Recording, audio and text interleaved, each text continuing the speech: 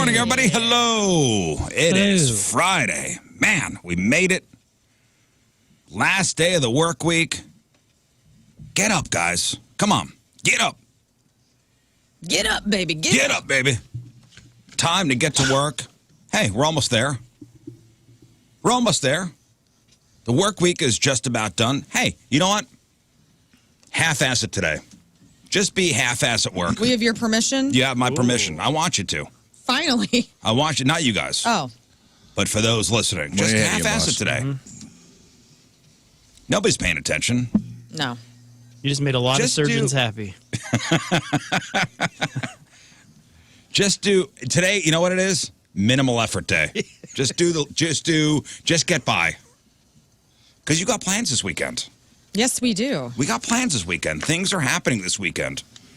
You know, a couple of us are taking our musical acts to various festivals around the area. Oxfest tomorrow and the Belleville Fest on Saturday as well. That's right. Rafe, are you nervous about tomorrow? Oh yeah, it is tomorrow. No, not yet. It has not been weighing on your mind. You're jumping out of a plane tomorrow. Twice. No. Really? Did I just remind you, like, oh, I'm jumping out of a plane tomorrow? Yeah. Now I'll be thinking about it the whole broadcast, but actually I'm not super nervous. I don't know. I don't get nervous about that kind of stuff. I'm excited about it. I mean, I might get there and have a complete change of heart. Like, I might get up in the plane and be like, whoa. Yeah. I mean, you're going to be 10,000 feet in the air. Yeah. You're going to love it. I think it'll be fun. I'm a pretty adventurous person. I don't know. Maybe I'm just, I'm a get in my own head kind of guy. And, leading up to an event as Rafe's going to do, jumping out of a plane, I usually drive myself nuts for 4 to 5 days beforehand. Yeah, same. Any kind of big event coming up. I'd love to have that kind of laissez-faire attitude where, oh, tomorrow I'm jumping out of a plane. I forgot. I would be losing sleep.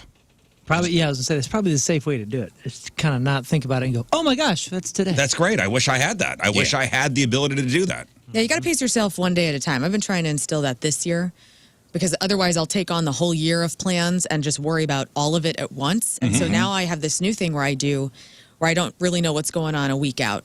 And I just worry about that week. Oh, man. That's been serving me really wonderfully, although those in my life don't appreciate it very much. Oh, no. I think your energy with that actually is like I'm somehow adopting that. Yeah. Sweet. That's good. Which is good. It's been more peaceful in my brain. I like to be prepared for things. Absolutely. And I don't like to go into something, unprepared. No. Mentally. Same. But jumping out of a plane, God bless you, Rafe. Hey, thanks. Godspeed. I'm going to try to make it out tomorrow. I'm going to do my best to get out there to Sullivan. I'm going to do my best.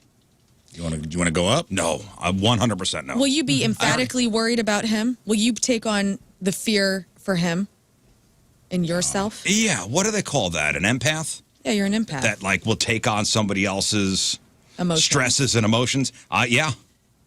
All right. Like if you're not nervous, I will be nervous for you. That's hilarious. I watched a lot of Point Break, so I feel good. You're ready to go. Yeah. Compartmentalized. Yeah. I've compartmentalized. That's my secret power, probably. Wasn't there a Wesley Snipes Terminal Velocity? Yeah. Who's in that? I don't like that word necessarily, but... Terminal? Terminal. Or Terminal velocity. velocity. Well, you're going to hit it. Well, you're going to say, peace out to that velocity. You're going to come back to the ground just fine. You're going to slide in on your butt. I'm a It's gonna be great. velocity raptor. Paul's asking, what is half-assed of already being half-assed? That's a quarter-assed. Of course. Quarter-ass. Yeah, you can be, Paul, I give you permission, be a quarter-assed at work today. Do it. Or do nothing, basically. Do less. Now, so out in Sullivan, tomorrow, Yep. skydiving, Yep. food trucks. Food truck. I can't remember the food truck, but it was a really good one. We should look at that up. I was disappointed Wednesday when we were out at Scott Air Force Base. You know, they had the Soul Taco food truck out front. Oh, right. Dude. Man, I missed it. By the time we got back out, it was gone. Yeah. That bummed me out, too. Do you know what I did see on the way in? I forgot to tell you guys about this. I saw a drone going up. Oh, like a military drone? Never seen one in person before. Yeah. Like That's sweet. Like the big boys. like when I took the exit on 158, it was taken off. It was like a white, it's clearly an unmanned drone, like going up. And I was like, well, I didn't know they tested those over here. Do they test them or do they run them from here? Well, I mean, I don't know. It's a long flight.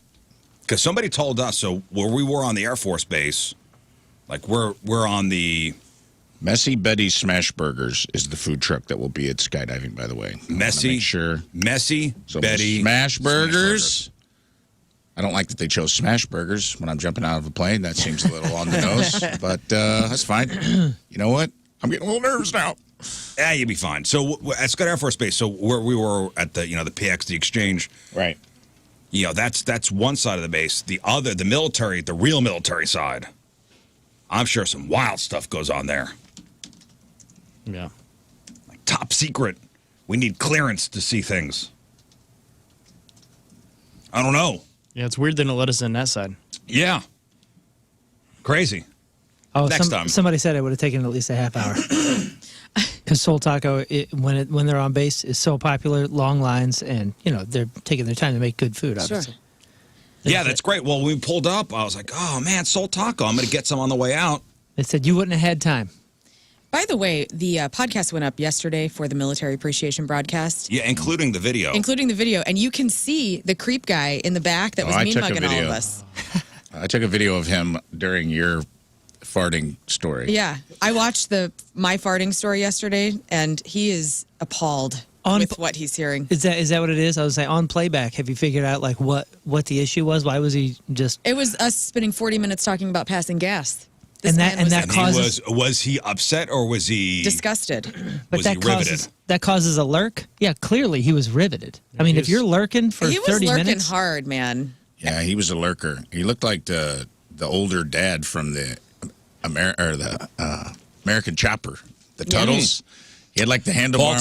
He was like an older guy, but he was still kind of like stacked and like glaring at us through his handlebar mustache. What if Larry the Lurker's You like? better stop talking about your lady farts. You're on a military base. No, now I'm wondering if he was like pissed off and that's why he was there. Go back and watch the tape.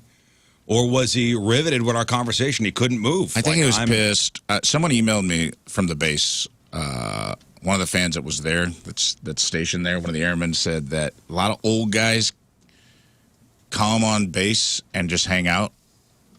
Like retired guys will just come and like hang out at the PX because it's duty free. Yeah. And they hang out on base all day. And he's like, they're just old and cranky.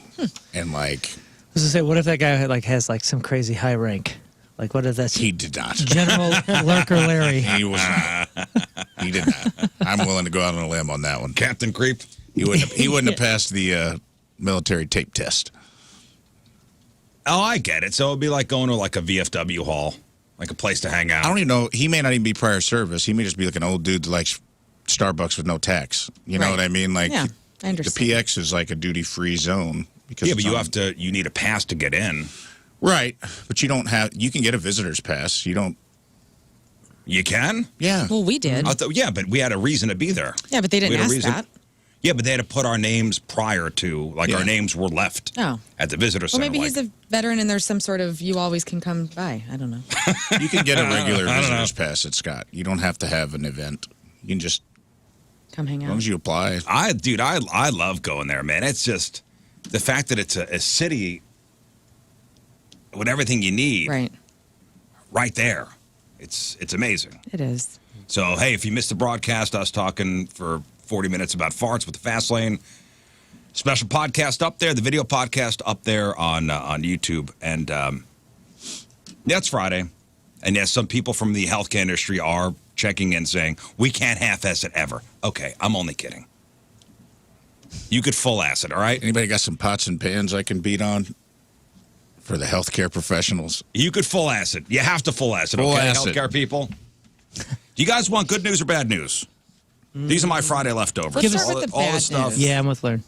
All the stuff I didn't get to this week. You want the bad news first? Yep. Yeah, Okay. always. Always? Not always, but I mean, listen, it's nothing extremely bad. Okay. But it's something that we've always known.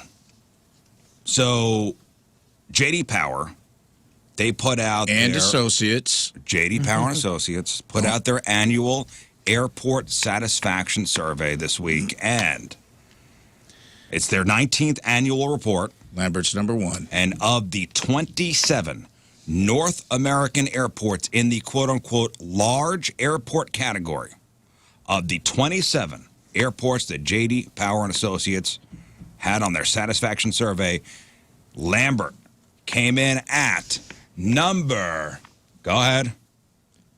24. No, 17. no, 50. 27. How many were there? 27. Oh, Out of 27. 27. I'm sorry. Out of 27, Oh, you said what, 24? 20 Scott? or 17. 17, no. 27. 27, no. I think they're going to squeak higher only because they're so small that it's not. Yeah, you that don't have people some of think the there's pains in the convenience. asses. No, this is so you have like the mega airports, you have the large airports. So they would have like JFK Airport in New York in a different category. Oh, that's not included. So No. Denver would be mega, right? Like having to ride a train to get everywhere and look at Illuminati stuff. Yeah. Right. This is the like Minneapolis, St. Paul International. They had the highest ranking among the Yeah. mega airports. Minneapolis is Incredible. is great. You could Okay. tell about 15 years ago they like really started like changing the infrastructure, and they did it for the future, as if they were like, hey, let's do this for the future and try to grow into it rather than retroactively fixing everything all the time. Can you give me, as a hint, before I guess, will you just give me one airport off the middle of the list somewhere? Off the middle of the list, I will say that Because Lambert could be one. I don't want to make you give me one. So. they're not number one. All right, well, who's number 1 then? John Wayne Airport in Orange County, California, ranked first in the large airport category. Okay. Second and third were the airports in Tampa and, congratulations, Kansas City. KC. Oh, yeah. Kansas Cool. City's airport was KCI? third. That new boy. Was third in the large airport I'll category. say St. Louis is 10. No. 25. Yes. 25 out of 27. Hey, Wow. at least we're not 27. Congratulations. That's right. Hey, Scott, thank you for being a glass half full guy. It's crazy. It's like we know what we're talking about when we've been bitching about the airport for 10 years. The 19th annual report placed Lambert as 25th out of 27 North American airports in the large category, down from, we got worse, down from 22nd last year. The only airports scoring lower, That $80 million infusion really paid off. the only airports worse than us, congratulations, Montreal, and congratulations, Philadelphia. Philly. Nice. Good job. North American. I was thinking U.S.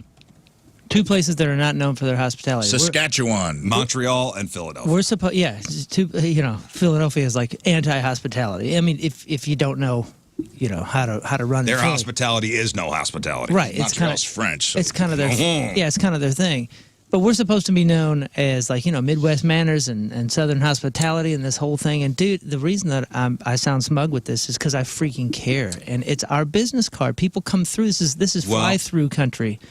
A lot of people only know St. Louis when they hear, "Oh, you're from St. Louis."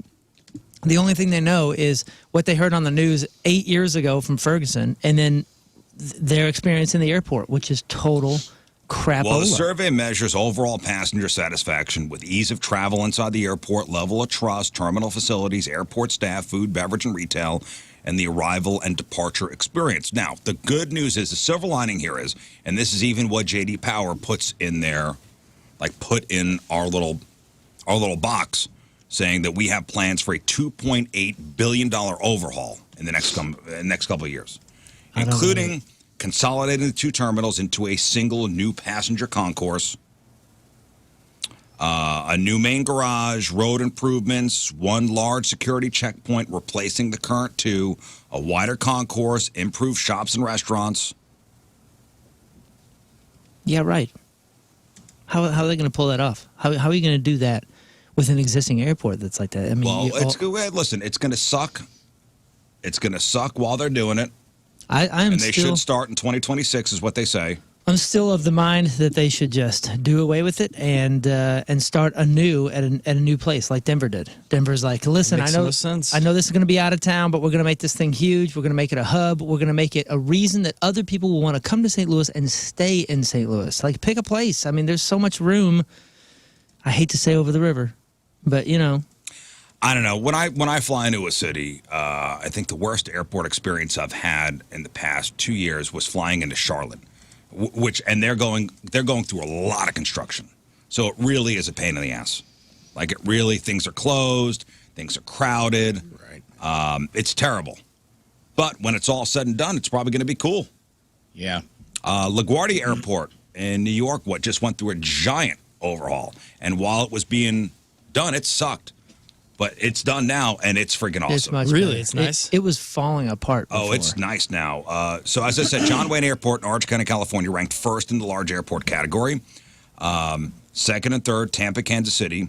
Among the mega airports, Minneapolis, St. Paul, highest ranking, followed by Detroit and Phoenix. The lowest of the mega airports, Newark, Toronto, and O'Hare. O'Hare ranked dead last. Wow. As far as the mega airports go. Wow. Medium airports, Indianapolis was the best. Cleveland was the worst.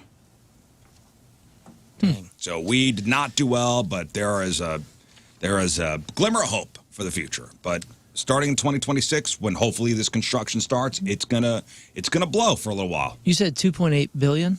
Because this is 2.8 billion. Remember, we just learned, or I just learned recently, that it's a private thing. Like, I thought it was run by like the city or something like that. You know, it's a business. Well, I'm sure there are some. I thought it city was the funds. city. Or no, yeah, maybe ours is. Yeah, ours by the is not city, private. but most of them are. Yeah. Well, Some they- of wish the it nice went ones private. are. They're now waiting for all the airlines to give the okay for all this stuff to start, and they expect construction to start at the end of 2026. If you could change two things about it right now, what would you change? You've now been put in charge of Lambert International Airport.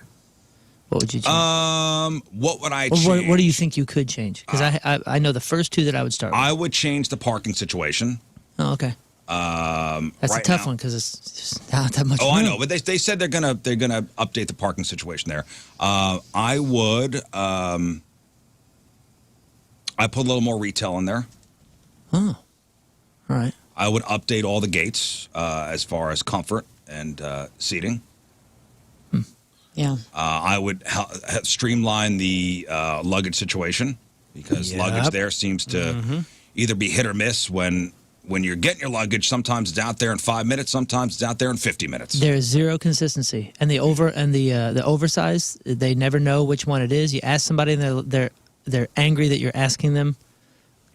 I don't need much. Honestly, I'm in and out of the airport. I don't want to spend a lot of time there. Just make it convenient.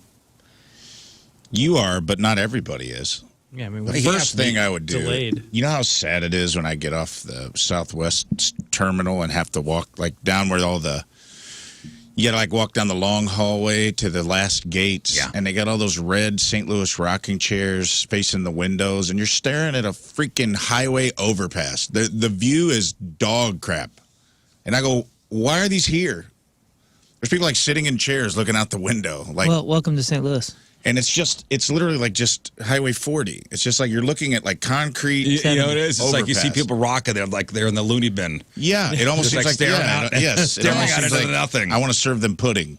Yeah, I mean, this is our business Take your card. pills. This is people's first impression. You only get one chance at a first impression for a lot of people through the country, through the world. And Yeah. the first thing that I would change is just a training system for every employee and a standard. We now have a standard. You can't act like a Hoosier. You can't be yelling at each other or yelling at passengers.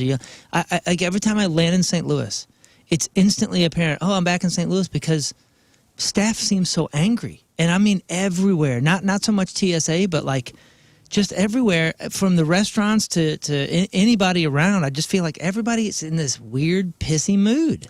Here's what I would change immediately. And this could be done right now. You don't need $2 billion to do this. Keep your retail open later. Yes. Yep.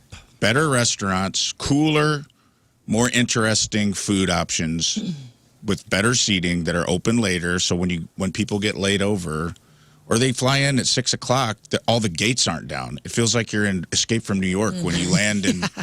I'm like, it's 6 p.m. Central Time, and the gates are all down and locked. There's one Hudson News open, and she looks scared. Yeah, it's like a mall that only has a year left. Yeah, dude. Yeah, it's like when you used to go to Westport before Worldwide got built, and it was like Funny Bone was the only thing left, and maybe 3 stores where you could buy a custom grill. Am I in the Chesterfield Mall? Yeah, that's exactly what it feels like. That's what our airport felt like for 20 years. Feels like. I changed that immediately. That could be done. And then I would we're a baseball city, right? That's what we say. Well, then prove it. Put some sort of interactive St. Louis Cardinals, some cool exhibit. Like a Hall of Fame kind of thing? Yeah, like a little mini Hall of Fame that has like memorabilia. How about have always an ex-player just greeting you when you get off the plane? Yeah. You're right, have plenty. What's Jason Mott doing? There's so much Cardinals crap. We can make a little mini museum just for people to mill about. And bring the Chili's back. Come That's on. a good point. Yeah. We should have like a little snapshot of the city in a museum for people that do have layovers here, as well as it should just be all local food. Like get a Steve's Hot Dogs in there and really taste the cities. Like all airports should do that for the cities, you know? So if you can't go out in the city, if you have a layover, you still can kind of experience that city Well, while they now you're have in the the Blues airport. Cafe. They have that Blues Cafe. Like but there's nothing. But that's just a burger with a Blues logo. Yeah, there's nothing in it. I went in there and I was just like, oh, it's blue. Like have a Left Bank bookstore as the bookstore instead of whatever the hell it is, this Hudson News. Hudson News. Yeah. Yeah. I Support think local better business. hours, They should better have food. also one 24-hour restaurant place that's completely That's all open. airports, right? We've already put more thought into this airport come than on. they have in the last 10 years. All right, listen, let's not. I'm trying to be positive today, okay, guys? I know. As yeah. always. I know. As As always. You So poked let's- us. So let's go with something positive because this is good for the city. Now, if you're looking for the perfect place to settle down with your family, a new study suggests that it's time to leave the coastal cities and head to the Midwest. No. Researchers have named St. Louis, Missouri as the most friendly family city in the United States. St. Louis, Missouri, the most friendly family city in America. Yeah, Congratulations. but not for outsiders. As for we're friendly to each other. We don't want- Researchers working with this company called Backyard Oasis analyzed the most populated cities in each state, considering crucial factors: healthcare quality, safety, cost of living, access to education, to determine the best environments for raising a family. And St. Louis claimed the top spot. So they said we owe our number one spot to our superior healthcare system, affordable property prices, and an outstanding quality of life index. So there you go. St. Louis, number one. Now, are they considering the county in this whole thing? I'm not sure. I mean, they have to, because remember, what was it, O'Fallon and something else always get like ranked like one of the best places to live in America. Yeah, They may be That's gotta considering part. the entire St. Louis metro in this. Yeah, and we do have great Study. hospitals, Barnes and Cardinal Glennon, and like, Oh, yeah. I mean, there's some great stuff here. Yeah. Number two was Tulsa, Oklahoma. Tulsa. Tulsa. Heck yeah. Man, I got a buddy that moved from here to Tulsa and just absolutely loves it. It's never coming back. Loves Loves Tulsa. Tulsa? Yeah, it seems kind Loves of like Tulsa, a place a Oklahoma. lot of folks that I've known lately have been moving there. Tulsa, Rapid City, South Dakota was number three. It's a quick place. In comparison, like Los Angeles was 82nd overall. Rapid City, South Dakota. Rapid City, South Dakota was Never number three. heard of Los that. Angeles and Newark, New Jersey were dead last. Oh, South Dakota's last. No, Rapid City, South Dakota was third. Oh my gosh, I'm looking this place up. Rapid City stands out for safety, a favorable climate, overall affordability. Oh, that's by Devil's Tower. Okay, I have been there. And as far as least family-friendly cities, Los Angeles and Newark. Yeah. Yeah, it's so expensive. Well, expensive, and Newark overall, that sucks. A radio station in Hannibal, Missouri said, "Murder capital St. Louis to name most friendly city in U.S." Oh, They're stop just- it, Hannibal. They're just jealous. I like it. They're just jealous they weren't named You and most your- family-friendly That's right. city. Yeah, you Don't and your forget what's sass. right across the river from Hannibal. Quincy. Oh, no. Oh, yeah. Never forget. We know You what got your own happens there. problems, Hannibal. Horse banging. You back it up, Hannibal. You share a bridge. AI. Is it taking over? Yeah, man. AI's taking over. Lern hates it. I don't know. You know me. I'm all about our AI overlords. That's right. I hate some of it. I do like what it does for photography and making graphics and things. I think that's really cool. I like an AI template for visual. I don't like AI audio, and I don't like AI deepfakes, like visual, like video. So audio and video, I don't like it. Okay, well, But for some guy graphics, I do. Some guy created a new AI called the AI Haggler. The AI Haggler, Haggler. So this thing will call hotels for you and will haggle with them to get you a better price. That's So I great. guess let's say you're going to Rapid City, South Dakota, and there's a couple hotels you got your eye on, and you would tell the AI, hey, call these hotels and haggle with whoever picks up the phone to get you the best rate possible. Okay, so it's you just don't have to. It's a voice version of that coupon thing that Microsoft has and all those other things that are just AI programs running, what do you call it when you scout out all the different prices and put them all together and find out what the cheapest one is? Oh, it's like a Priceline thing, or I mean, Expedia will do that for you. Exactly. It's what all those guys have been doing and selling to you all along, and now you can do it with coupons. This is a voice version. This will of it. actually get like a AI thing will get on the phone, and the AI sounds pretty good. Mm-hmm. Yeah, We'll but get on the phone with somebody and actually haggle a price. So I saw a video of it doing its thing, which is going viral. It doesn't end up getting a better price in that one, but there's another video where it does get around a 12% discount. Well, listen. how's it listen to sound? Listen to this. Hello, I am looking for a room for tonight for 2 people. Okay, that's AI voice. Wow. Whoa, that sounds like, Cousin Tiffany. That is an AI voice. Like that sounds Tiffany like Amber Thiessen that right sounds, there. That sounds like someone you know, right? Hello, I am looking for a room for tonight for 2 people. May I ask if you have a room available? Yes, we do. What is the price if I book directly with you? $70. That's a bit high for my budget. Would you be able to offer an additional discount since it's a last-minute booking? No, I can't. I cannot go lower than this. Okay, so that Whoa. it didn't get it. Dude, she's this close to vocal fry. I mean, it's like that. That's really good. Yeah. I mean, Wild. the delivery of the script is what's kind of giving away the AI, but like I wouldn't initially think. Right, if I didn't tell you it was AI, you would just think I it's was somebody I was like listening for it. almost reading off a script. In the next clip here, AI, whoever this is talking to a guy, and this guy's like, am I talking to a real person? He's skeptical. Yeah, but listen to what the AI says. Hello, I'm calling about a room reservation at Grand LeBach in Tahoe. Do you have a room available for tonight for 2 people? Yeah, why do you sound like you're automated, though? I apologize if I sound a bit robotic. I'm actually a live person calling on behalf of someone looking for a room. That's Hello? illegal. Whoa. That right there is illegal. How is it illegal? Because we're going to pass all these bills about AI where you have to Disclose. Yeah, that disclose you it. are AI. Well, it's not illegal right now. I know. This is wild. That You're guy's calling good, illegal. though. It's not illegal yet. Well, I'm calling it out. And who are you to say that computer's not a real person? Hey, huh? Yeah. I don't. Just I don't wait like till they come for you. robots. Just wait till they come for you. No, I know they are. Hey, hey, I am the result. Now hey, this hey. is out there. Robots Yeah. have rights too. What's going to happen, though, are these hotels are going to get savvy whenever somebody calls to do that. They're going to say, well, I do have, because it's trying to get the best price. So they're going to say, well, we do have the best room, and it's at a discount right now. It's only $100 off of that. It'll be far more expensive than the other room, and they'll go, yes, I'll take that. And maybe, save their maybe that'll money. be the case. I am They'll Sarah get that Connor, too. all right? I'm Wow. not dealing with robots. I am the resistance. No they can fate. come straight up. I mean, It's amazing You how are Sarah Connor. we're not ready to talk Sarah about Connor. robots having rights and like the legalities and all this kind of stuff when we've been literally talking about that in science fiction for 40 years. yeah, robots aren't going to have rights. Dude, it's If we can't it's going have to be an human issue. beings around the world having rights, if the robots get the rights before every human being, For women. we are It's going to be an issue. we are screwed. It's going to be an We issue. couldn't do much in Dubai, but There's a- robots got some Women pretty couldn't good have rights. checking accounts until the 70s. It is okay? funny, AI roll Well, out. Robots aren't having checking Had a better accounts economy. straight out of the bag. I would like that fact check, by the way. Women could not have checking accounts. Look it up. So in 1969, Google it. Yep. in When did 1969, women Lern get Elwell the could not right have a checking to account. open 70, a they let checking women have account? checking accounts and the economy tanked.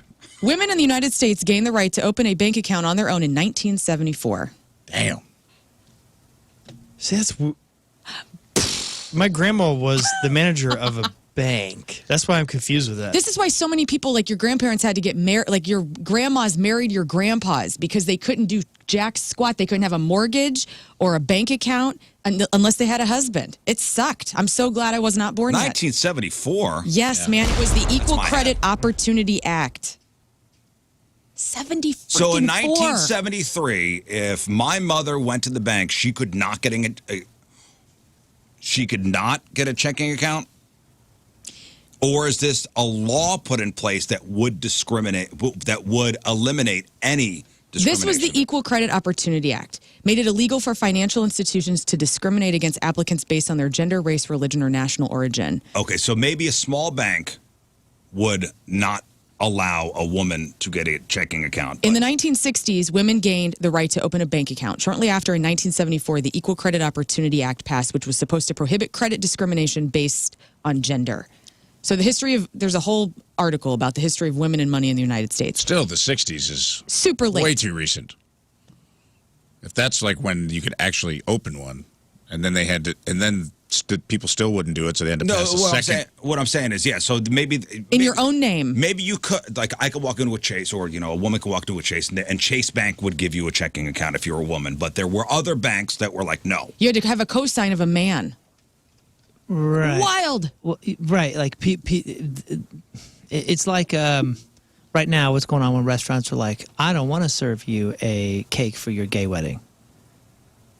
You know what I'm saying? Like, it's not that people weren't making cakes for gay weddings 50 years ago, necessarily. Yeah, there was just no equal rights. But there was no law that protected the right of somebody to say that you can't prohibit me from doing this. No, I think it was.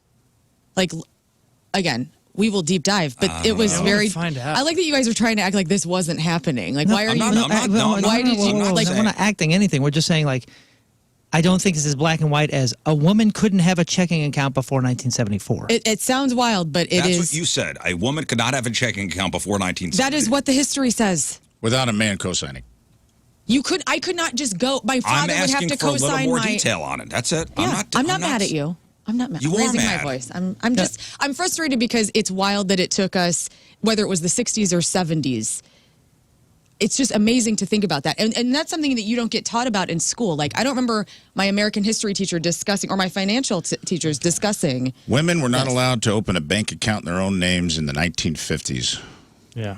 Women gained the right to open a bank account in the 1960s, but many banks still required their husband's permission in order to accommodate, which spurred the 1970s equal credit opportunity. Right, well, and that's all I'm saying. Yeah, according to this, it said that generally not allowed. So I bet there were like some you were saying, banks some that did banks allow it. would do it. Yeah. That's But weird, there though, were there some was banks ever an that issue. did not allow it. there was And no- this was a law saying, hey, You can't y'all have to discriminate. give women the right to get a checking account or a bank account. It's just That's when the law involved itself in the discrimination against women from having a checking I account. want to It's see just wild when, to think about the timeline of events and like women's right to vote. Yeah, And yeah. just the history 1,000 is years fascinating. late, for sure. Let's look and see when U.S. debt started increasing. If not Well- many thousands of years late. I want to see when AI walks into a bank. When are they going to be able to get?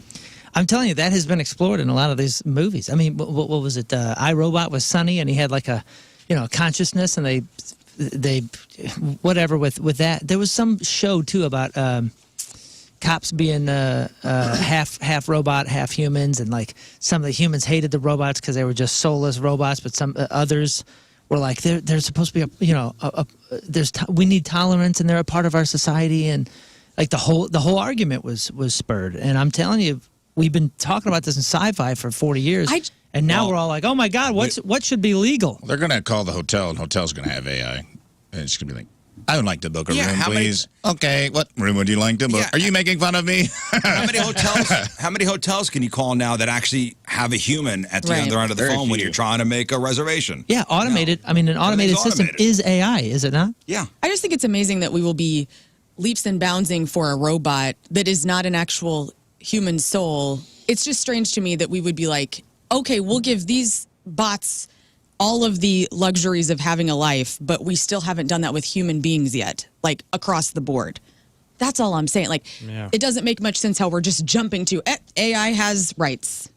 Who said AI has rights? No, you're questioning it. You're saying that they will have rights. That they'll I'm have. only kidding around about it. No, I know, but that's something that we're But I'm going to have not a problem AI with. overlords when you review this Well, it's broadcast. not the AI rights. It's the controller. It's the master. Right.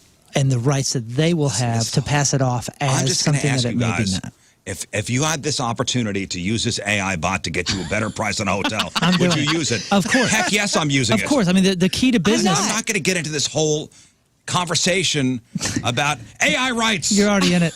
The key to good business at any time you're taking business 101 is like figure out how to do this and get it automated. God, I'm trying to have a fun conversation. You're trying to I'm automate very every single unified. system. I think this is a great thing.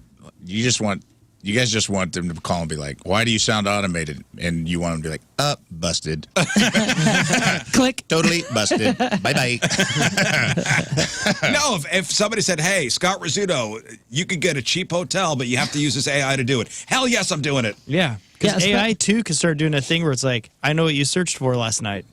Well, Okay, you can get a discount. Yeah, well, think about what this is. This is what the rich have had all along, where the rest of us now have access to an assistant of sorts to do all the legwork to save money, to save. I mean, this has been usually something that's been reserved for the ultra rich, is to have people saving you money, working on your This is my taxes, cutting every loophole. This is my assistant. Yeah, and now we have access to essentially a free assistant, or we'll say an Right. affordable assistant, to do some of this legwork to possibly save us money. Of course, it's going to get out of hand, and it's going to take us over. We all know what Terminator And yes. was saying. And you know my thoughts. But until let's talk then, I'm about saving humans. money on a hotel. Let's talk about humans. I remember years ago, the Howard Stern show did a contest, and this has been a radio contest for years. They called it on the Howard Stern show "Mitts on a Misfit," where they had a member of the Howard Stern Whack Pack lay down, and I think it was 10 contestants had to have their hand on the Whack Packer, and the last person standing won a car. Nice. Oh yeah. This was back in the early 2000s. I was a judge for that, because it went days. I was like one of the overnight judges, watching to see if a hand came off, like Beetlejuice or High Pitched Derek. Oh my gosh. And radio stations do this too. You know, it was like they'd have a car. You know, they get a car from a car dealership that was a sponsor, and have listeners. You have to hold the car, and whoever's last gets the car. Right. Yeah, remember the Russian guy knocking a gal out? Oh yeah, what was that? Was that a radio contest or? It was on TV, or maybe it was for a radio thing, but it was filmed. You can look it up. Oh, he punched the chick. Yeah, it's like a sports car or something, and like she started sassing to him, and he just drilled her, and she wasn't touching the car anymore. Well, this is a pretty interesting spin on that kind of contest. Listen, if you've ever been on a cross-country road trip with young kids, you know the car could get nasty. But that's nothing for these people. So the Oklahoma State Fair hosted this contest called Stinkin' Sentra, where 4 finalists had to sit in a car for days, and the last one remaining in the car would win the car. So that'd be 4 people in the car, driver's seat. Oh man, would you just be passenger tooting seat, up a storm just to get these and people 2 out? back seat. Yeah. So whoever lasted the longest in the car won the car. And there weren't many rules. They could leave every 3 hours for a restroom break, and nothing could be taken out of the car. You're kidding me. So Every if there were- 3 hours? Yeah, that doesn't seem So fair. if there were So any easy. scraps from fair food they were eating, it had to stay in the car. I don't know, every 3 hours. Yeah, at first it'd be easy. But if you're in the car for days. I've been in a car for days. Yeah, but traveling somewhere. Amateur hour. Amateur Yeah, you're hour. going If somewhere. they didn't go at least a week, amateur hour. You're Call me going- the next time you're you do going something somewhere. like this. There was another rule which also caused some controversy. You apparently weren't allowed to bring anything in the car, either during the competition or when you would just. Okay, so you weren't allowed to bring anything in the car during the competition. Okay, so what you brought into the car, you brought in. Before you tell us who won it or if something bad happened, Will you tell us the demographics of or just the details of the contestants? Contestants, right? I mean, there were adults. I mean, there were. Yeah, but is it like Over a 25-year-old gal versus a 45-year-old guy versus a 65-year-old gal? I mean, the one guy looked like he was in his, late 30s, early 40s. He's going to win. Well, here's the controversy. So, again, you apparently weren't allowed to bring anything into the car either during the competition, but when there were just two guys left, one of them pulled a disgusting stunt. So when a guy named Brian went out for his bathroom break, he reached into the tank, scooped up some of his human caca, and then stashed it in the car. Well, So he scooped out some of his own poop and put it in a cup and then brought it back to the car with him. How many hours in? The other guy, Chris, got back in, immediately smelled it, and figured out what had happened and complained to the organizers. that's one way to do it, though. I mean, all Hey, systems go. Exactly. No holds barred. Well, they agreed. Win the car. The organizers agreed the poo was not cool, had the poo removed, but did not disqualify Brian. Chris was furious and just quit right there, saying he had too much self-respect. I'm not going to be sitting Too much in here. self-respect. Saying he had too much self-respect He's for that. participating in a silly endurance thing for a free car. You have no self-respect already. Win the car. Stay in. Deal with it. Right. He was looking for an excuse out, and this was his. This was it. The Chris guy posted a video on Facebook after the competition saying that even though he didn't win the car, he feels like he's the rightful winner because the other guy played too dirty and broke the rules. He's still bitter about the whole thing. There were no rules. Yeah. You weren't allowed to bring anything in the car. Oh. Well, that was okay. a part of him. I forgot about that. So that was already in the car earlier. Oh, I forgot about that. Okay, that is a Change violation. that. You weren't allowed to bring anything into the car. Now I'm Well, he should have crapped himself in the car. Yes, exactly. Be a real man. Yep. Because then you're not. This has been a part of me for days. Yeah, I didn't bring anything. This is just what it is. So as of right now, Brian has won the car. Wow. He scooped his own poop. Whatever it takes, man. Hey, Yeah, whatever it takes. that But you're right. He smell come out of the He did car? break a rule. He did break a rule. Oh, okay. Yeah, I'm conflicted here. You think you could do it though? I think I have a fine skill set that's built for something like that. I can sit still forever. I can sit unentertained. I can do it, and a lot of people can't. I've been in a car a whole bunch. I'm fine I with think it. they went a couple days. They went a couple days doing this. I watched this guy Chris's video. He looked like crap. He looked like he hadn't slept in days. Oh no! I said mean, 10 days. Giant, 10 days. Wow. 10 days? It's pretty okay. Delusional. That's good. That's good. That would hurt me. Did you see the video of the guy? Like, look what he did not. looks like, Chris. He looks terrible. I'm doing this for you, family. 10 days. Hey, what if you do that and then you can't afford the taxes and you're like, oh God, I don't get to keep the car. Right. All for nothing. You got to pay the taxes on that. I'm assuming. You said a Sentra? What's A that? Nissan Sentra. That's the base model, baby. That's a sedan, right? Or is that a van? Entry-level car from Nissan. The Sentra, I think, is a sedan. All right. sedan. I mean, it's 20 grand, right? 25 grand, something like At that. least. You wish. It used to be. Used to be like the car you could buy in at like $15K. Oh, and now it's 30 Now something. it's probably like 30,000 now. That's a lot of cash value, though. But never mind the taxes, sell it. I'd sit for 10 days for 30 grand. It's a new car, no matter what. Here's a story out of Japan. A 31-year-old woman from Japan was getting hundreds of silent phone calls a day Weird. for a couple weeks this July and August. Hundreds. Now, silent phone call meaning somebody would call and then nobody would be on the line. So she'd pick up and nobody would be there. Or even just the annoyance of my phone's going off again. And the calls were coming from private numbers.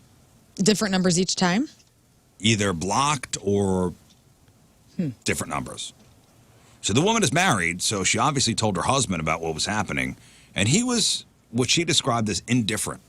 He just didn't seem to care. She noticed something, though.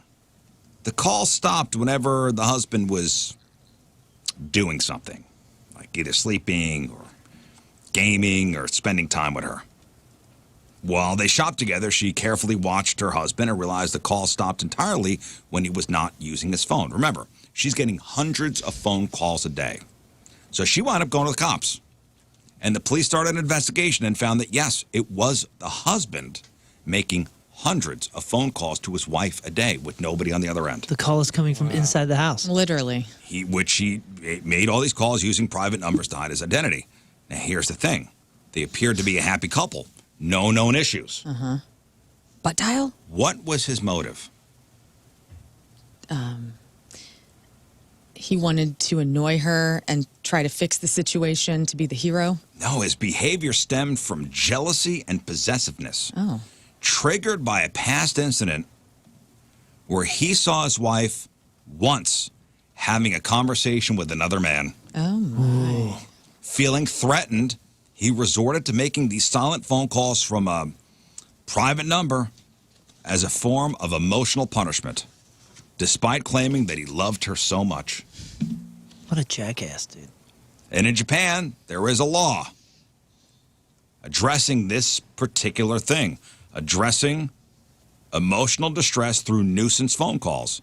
And this guy's looking at a $7,000 fine and up to a year in prison. Wow. He was arrested last week. Wow. He saw his wife talking to a guy once. How long ago? Back in July or August. So this took time. What a psycho. What a psycho, right? Yeah, crazy. That's a lot of work, too. Hundreds of phone calls daily between July and August. He needs that AI automated thing to. Yeah, do it for That's him. what he should have done. Yeah, I am a totally human guy. Hey, we got an email saying they did this in St. Louis with the car with a VW Bug when they first came out with the Beetle. Remember? Or Yeah. Reissued the Beetle. Big rotating thing. People couldn't leave anything. And this guy's friend was a contestant and won the Beetle. Cool. How long Yeah, was he in it? Yeah, I wonder how long. No, it was probably the hands on the car thing. I think it was hands on the car. Oh, okay. Because that was like a big thing for a while there. You got to look up that one where these two get in a fight. Yeah, I think it's in Russia. The guy like punches the woman. She's in underwear. Is that the? She's in underwear? Yeah. She's in a bikini or something. Or maybe. Was it Russia? Yeah, I think so.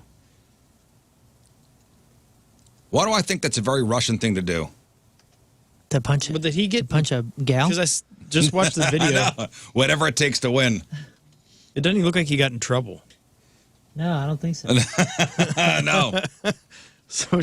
On Reddit, again, I'm going through all my leftover stories from the week. A bride explained why she banned her future husband's dog from attending their wedding.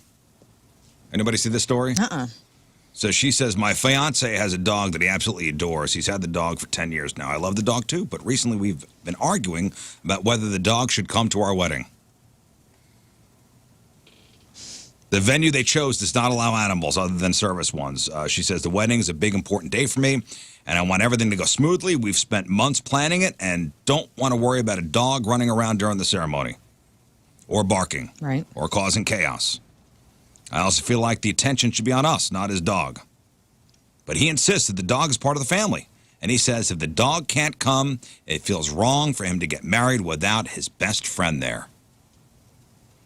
He even suggested changing the venue so the dog could attend, which would cost us a lot of money and delay everything.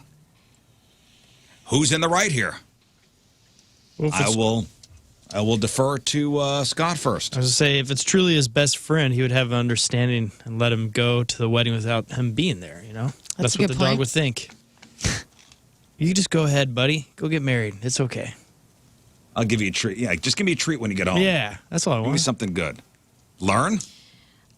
I love animals. I don't love animals at weddings. I think it's kind of a bit much. I don't think I've ever been to a wedding with an animal at it. I don't think I have either, but I see it, and it just seems like it's more stress on the couple. You know, we're going to have, Rover walk the rings down the aisle. That sounds like an ish show. So, I don't know. Leave the dog at home with a lot of treats. Give him his own little wedding cake afterwards. But that's the groom's best friend. You're going to leave the best Is friend that the home? best man? It's his best friend. Says this is his best friend. This is human time, pal. I think the same thing. It's human time. Come on, grow up. What the hell's wrong with you? What's wrong with you? So the gal doesn't want. You ever seen a monkey at a wedding, though? Was on Chimp Crazy? That'd be tight. As long as he's wearing human clothes. Yeah. As long as he's wearing a tux. It's pretty fun. As That long would be as the pretty fun. As long as the chimp is wearing a tux. No, the future wife does not want. Yeah, I love animals. I had this conversation with Radio yesterday because she's been disturbing our sleep. I really did. She jumped up in the bed and I said, listen, man, I love you. We love you so much. We respect you and we do prioritize you. But mom comes first. I had this full-on talk with her. I said, listen, mom comes first. She is the priority over you. That's okay. You need to be okay with that. You can't sleep in bed tonight. I put your blanket down here. You're going to have to do that because she has lost sleep the last 3 days. Okay? You understand? I love you. You are an absolute family member. And what did the dog say?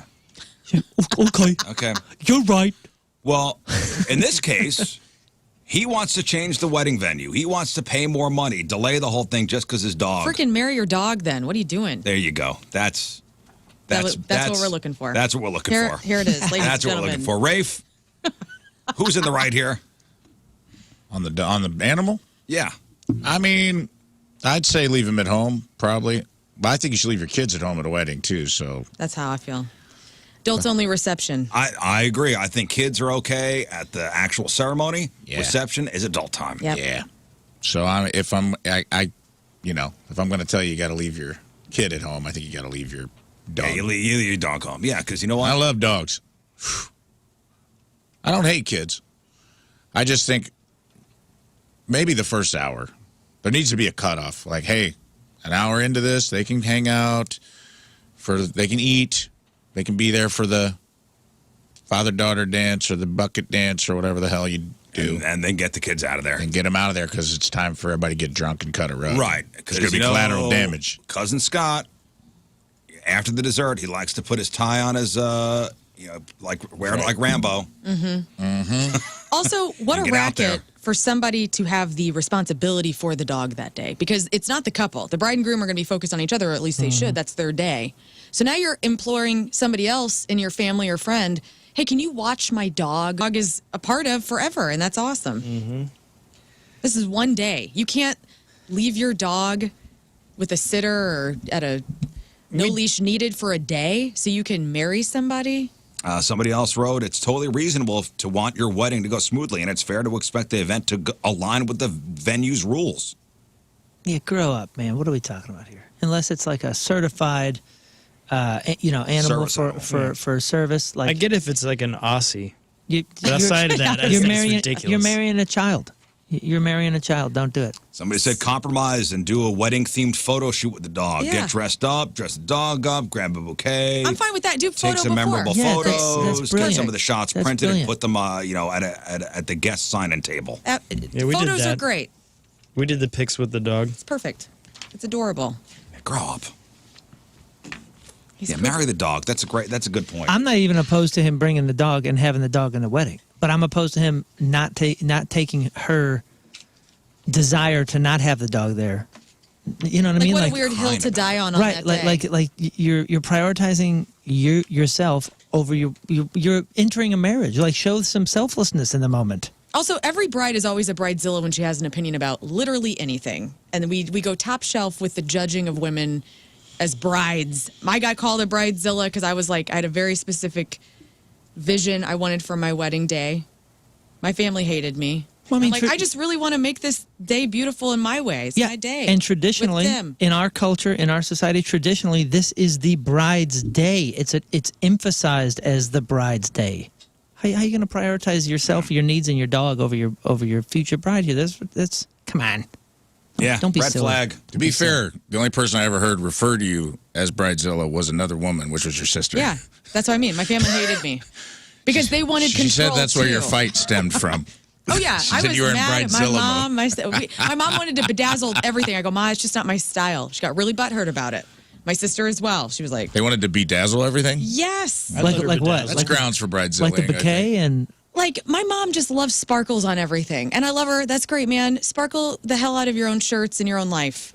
Love it. I'm not a sparkle person. what they want to bedazzle.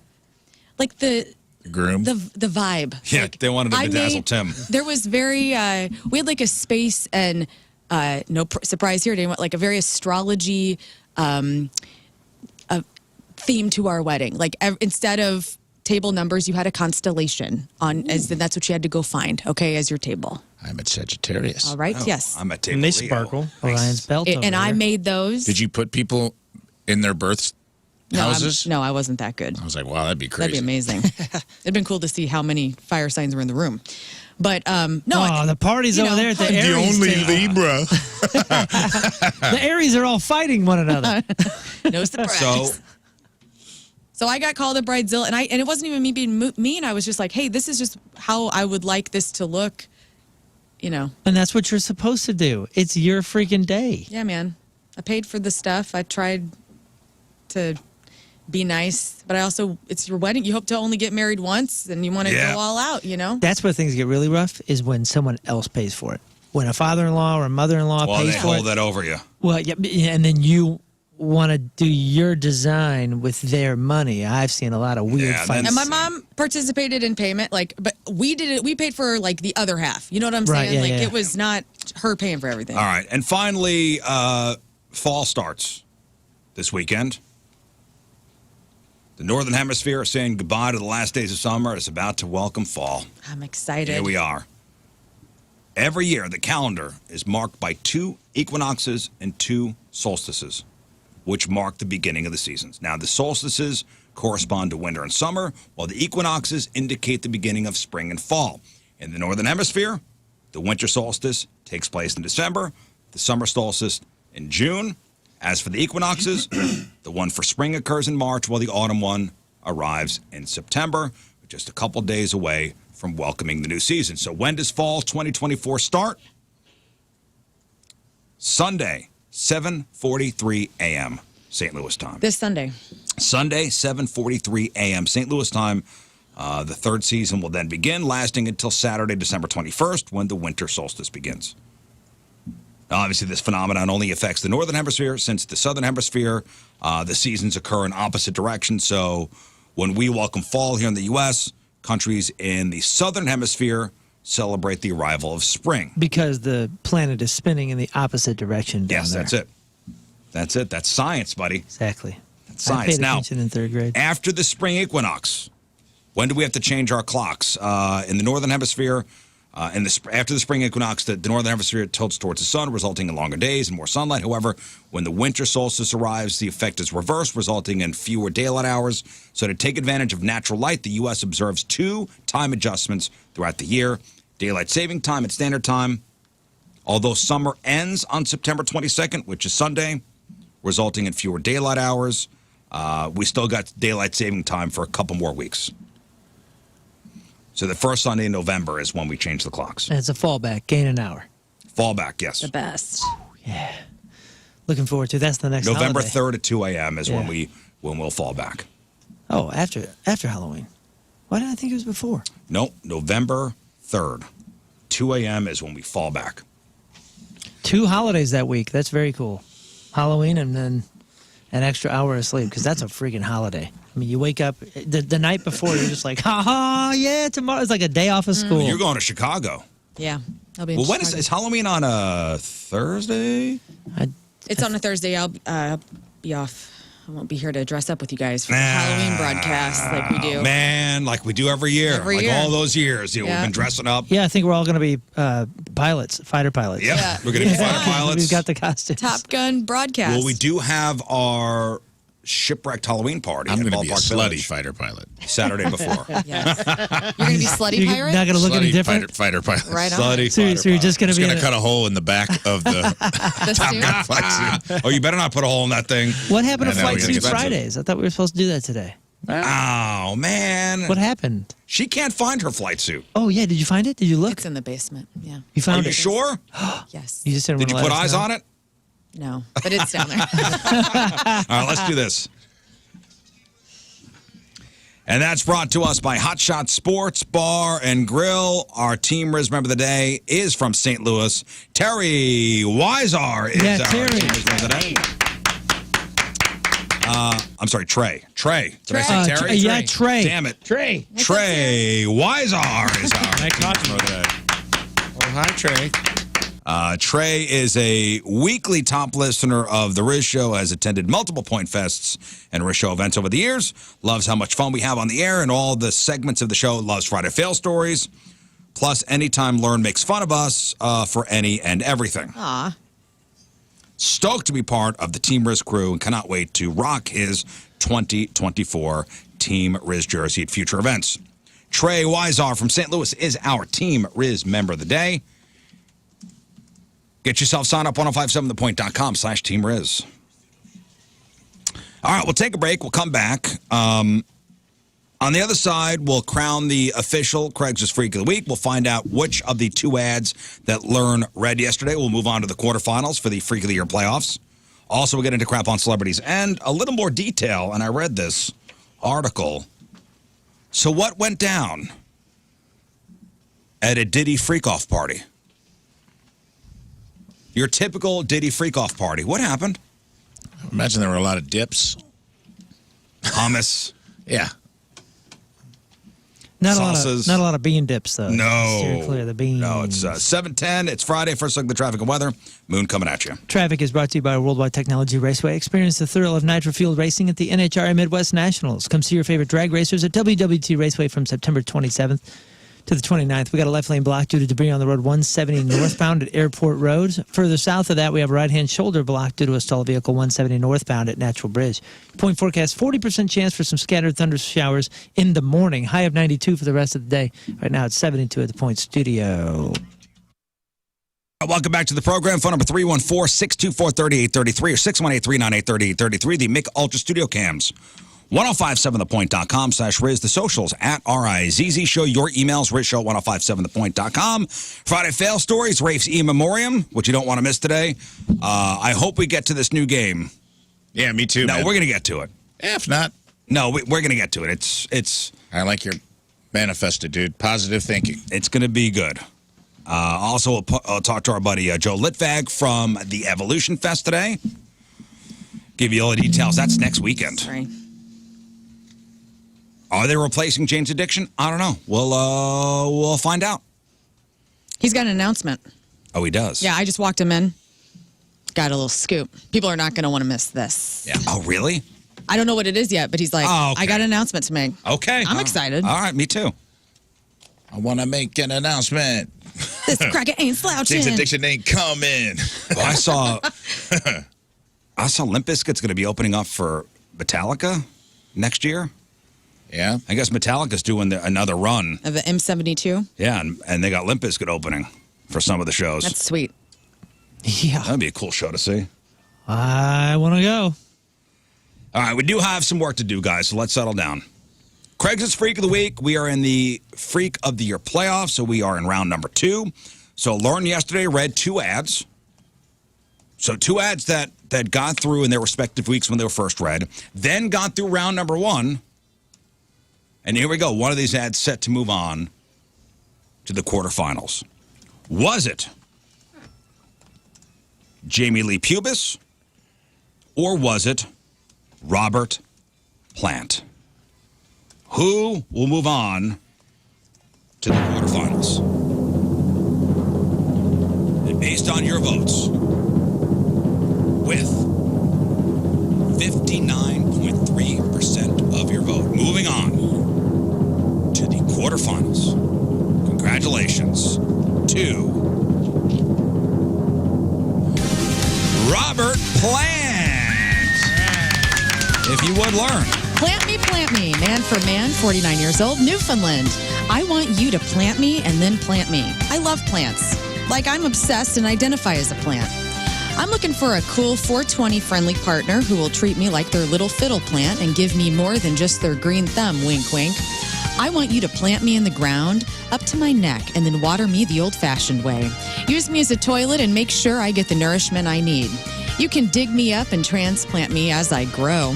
Bury me in all sorts of positions. Ass up with my legs and arms buried securely in ground will leave me at your mercy, and I want no mercy. You can also bury me with only my face and stalk exposed for your pleasure.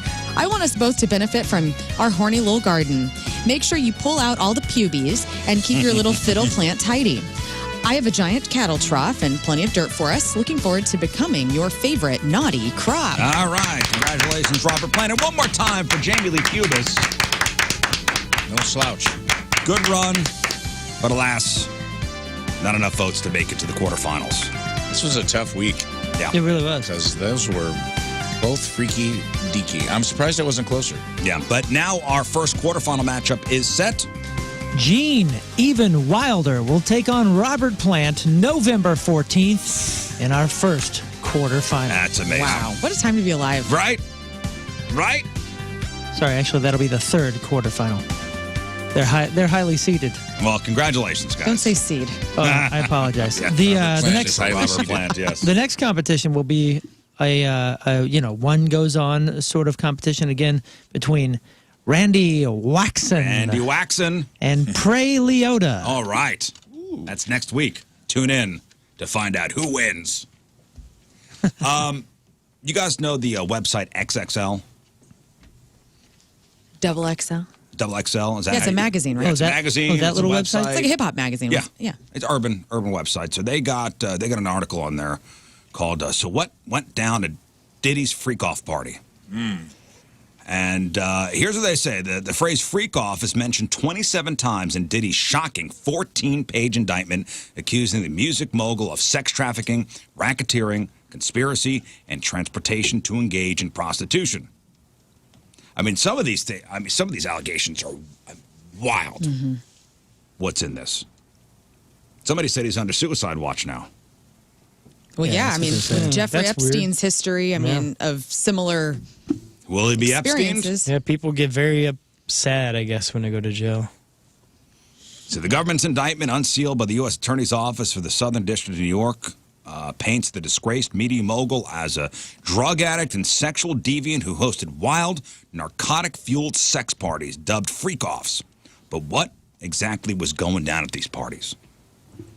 So Diddy's been known long time for his famous white parties, which he hosted from 04 to 09 in the Hamptons, New York, and were attended by a who's who list of A-list celebs. Even the Reverend Al Sharpton partook in the festivities. However, according to the indictment, Diddy began regularly hosting a new type of party the same year his white parties ceased. The indictment, which dates back to 2009, claims Diddy used force, threats of force, or coercion to make victims engage in prolonged sex acts with male commercial sex workers that Diddy stamped freak-offs. The indictment reads, in arranging these freak-offs, Combs, with the assistance of members and associates of Combs Enterprise, transported and caused to be transported commercial sex workers across state lines and internationally.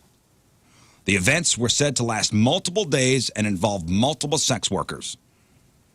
During freak-offs, Combs allegedly distributed a variety of controlled substances to victims, including ketamine, ecstasy, and gamma-hydroxybutyrate. I don't know what that is. In order to keep the victims obedient and compliant. He allegedly participated in the events and pleasured himself while watching, sometimes unbeknownst to victims. Combs kept video he filmed of victims engaging in sex acts with commercial workers. After freak-offs, Combs and the victims typically received IV fluids to recover from the physical exertion and drug use. They're saying these things lasted for days. Gamma hydroxybutyric acid is GHB. Oh, GHB. Okay. Why didn't they say Commonly so? referred to as the date rape drug. Some of the illegal sex marathons allegedly occurred at Diddy's residence. One of the Department of Homeland Security agents who helped raid Diddy's home in Miami in March recently told the New York Post that Diddy has sex rooms full of sex toys and bondage gear. The rooms were also just laced with hidden cameras. Wow. So if you were in those sex parties, you were being recorded from every possible angle, including angles you wouldn't want to have known about. Diddy is said to have used these recordings to blackmail victims into participating again. The same source compared Diddy to Jeffrey Epstein.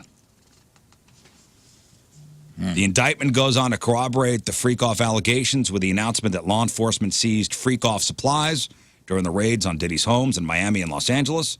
These supplies including narcotics and more than 1,000 bottles of baby oil and lubricant. What was the tip-off? Did this have something to do with Epstein? Did somebody come forward? Like, how we? How did it start? Yeah, Williams. I mean, I don't know about you guys. I don't subscribe to P. Diddy newsletter, but so this seemed to come out of nowhere. It started with Cassie, with the with the video of him abusing her, right? Even the before hotel that, thing, right? Before that was another guy, an associate of Diddy, who went to the cops. And he was seeking money because he was forced into some sex acts. Yeah, alleging. or he tried to be forced into, and he's like, I'm going to the cops. Here's what's going on. Yeah. Didn't something happen with his son, too? Didn't his son get accused? I thought that was the domino. Like, Diddy's son was on a boat. It was one guy, I forget his name. But he's the guy that kind of blew the whistle on this whole thing. It's unclear what the abundance of baby oil was used for. However, baby oil is not recommended for use as a lubricant in sexual activities. It can increase the risk of vaginal infection and deteriorate condoms. The party's over for Diddy for now. They also said they seized 500 some odd dildos from his place. I mean, the part for me that's the most disturbing is the videotaping, the abuse, all this stuff. People have sex rooms. People have dildos. Okay. But they're not... Nothing illegal about that. Yeah, but drugging people. Drugging people, abusing people, blackmailing people. You know, go ahead and have your orgy, okay?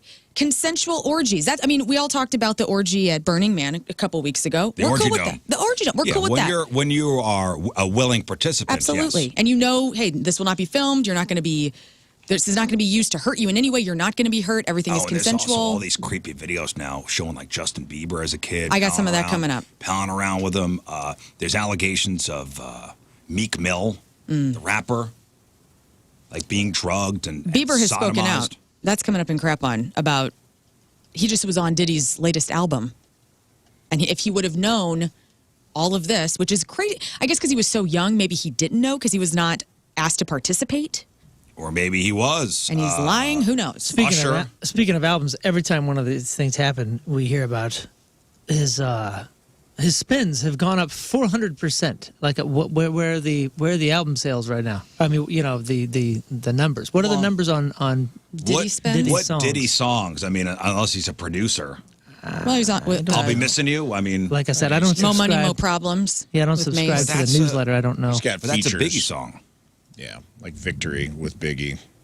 He's on a lot of... I mean, I don't think he even wrote his own raps. That was always the knock on him, is that... And that's probably... Maybe he was blackmailing people into that, too. But, you know, he has the lines on, don't worry if I write rhymes, I write checks. He was always, like, featured on other people's stuff. I don't feel like Diddy himself was ever, like... he had a couple... But he was always with Mace, or he's with Biggie. He always was with someone who was wildly more talented than he was. But he was the producer. Right. I mean, just what a piece of trash, man. Like, if half of this is true. Yeah, Like, again, there's nothing wrong with having 1,000 bottles of lube and 530 I don't care about dildos any and of that, man, but just all the stuff. Like, the blackmail, the sex trafficking. if you're using GHB on people, you're a piece of trash, man. Like, if you're drugging, you're basically Cosbying these women and men. Sounds like. So, like, go rot somewhere, dude. You know, like... he hopefully will. That and also, like, the stuff we read yesterday about, like, making people stay for weeks, holding them hostage so their wounds would heal so there'd be no evidence. Like, that's so messed up. Yeah. On top of everything else.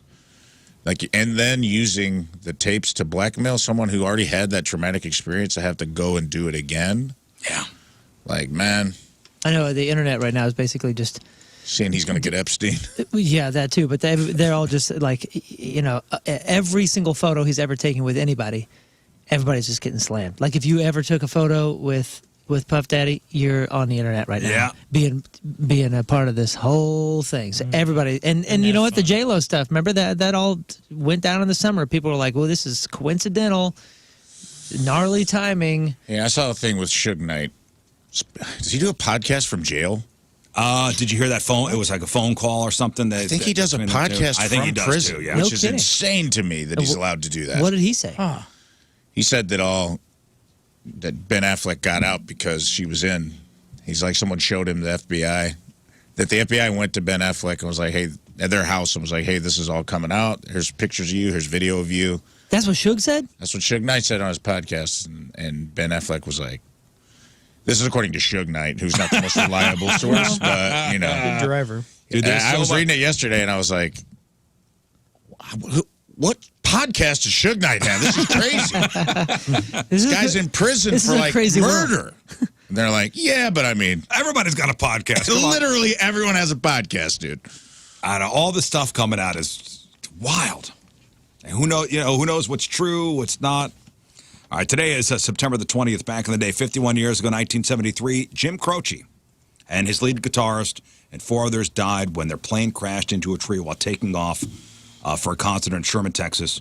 Jim Croce, who had some badass songs. Mm-hmm. Oh, yeah, dude. That guy was Tom in a Bottle, Big Bad Leroy Brown. Yeah, Big Bad. That's a great He was only 30. Operator.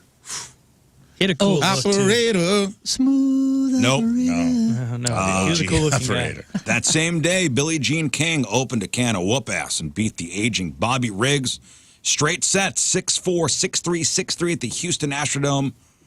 That was the Battle of the Sexes. Which, have you ever seen that movie with Emma Stone and Steve Carell? I haven't. It's good. What movie? The Battle of the Sexes. Emma Stone plays Billie Jean King and Steve Carell plays Bobby Riggs. It's good. Oh, I thought it was reversed. I'm glad you clarified. 48 years ago, 1976, AC/DC puts out their third record featuring Big Balls and the title track, Dirty Deeds, Done Dirt Cheap. Oh, by the way, nothing is better than Thunderstruck at a high school football game. They played it about 9 times yesterday at the game, and I was like, yeah, I'm stomping on the stands, you know. The band did? Boom, boom. Or just the actual track? Just the intro. Oh. You know, just the boom, boom. I'm stomping. I'm the only, you know. One of the best hype songs around. Sure, I was embarrassing the kids around me, but I was like, yeah, it's getting me into it again. Yeah, some songs you could just, no matter what they're on, they're good. Yeah. This is when the band plays that, Lern's right. It's the perfect intro. Start stomping. I watched a guy play Freebird on a recorder the other day on TikTok, and it's still ripped, dude. I was still like. Even on the recorder? I got half of a single chub right tier? now. Yeah.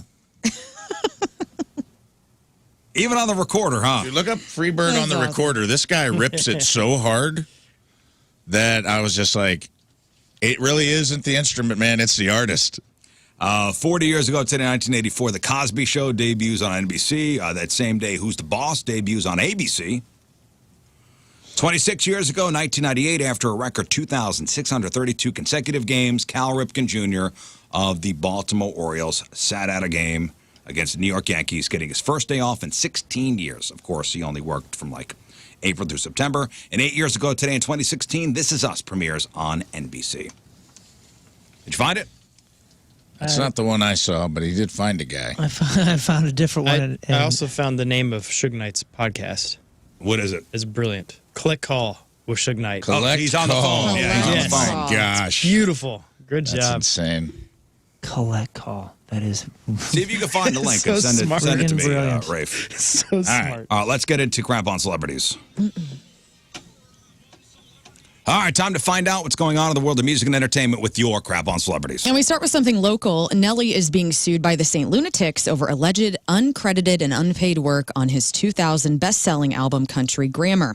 Now, the plaintiffs are Ali, Murphy Lee, Kaiwan, and City Spud.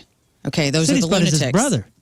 The suit was filed Wednesday in federal court in New York, alleges that Nelly didn't properly credit them for contributions on the album, and it is one of the best-selling rap albums of all time, with more than 10 million copies sold, made Nelly a massive star. Sure. So what I read is like, Nelly's like, I'll take care of you guys, and never did. But that was 24 years ago. The record came out in the year 2000. Right. Like, what's up? Like, why'd they wait so long? And I think that's what Nelly's lawyer is like, dude, this happened 24 years ago. I think you can't anymore. You can't sue us for this. Well, what does take care of you mean? Like, is that written down anywhere? Like, hey, you get a cut? Or is he, like, always going to bring them out on tour with him? What exactly does that mean? I don't know what was promised, but they suing.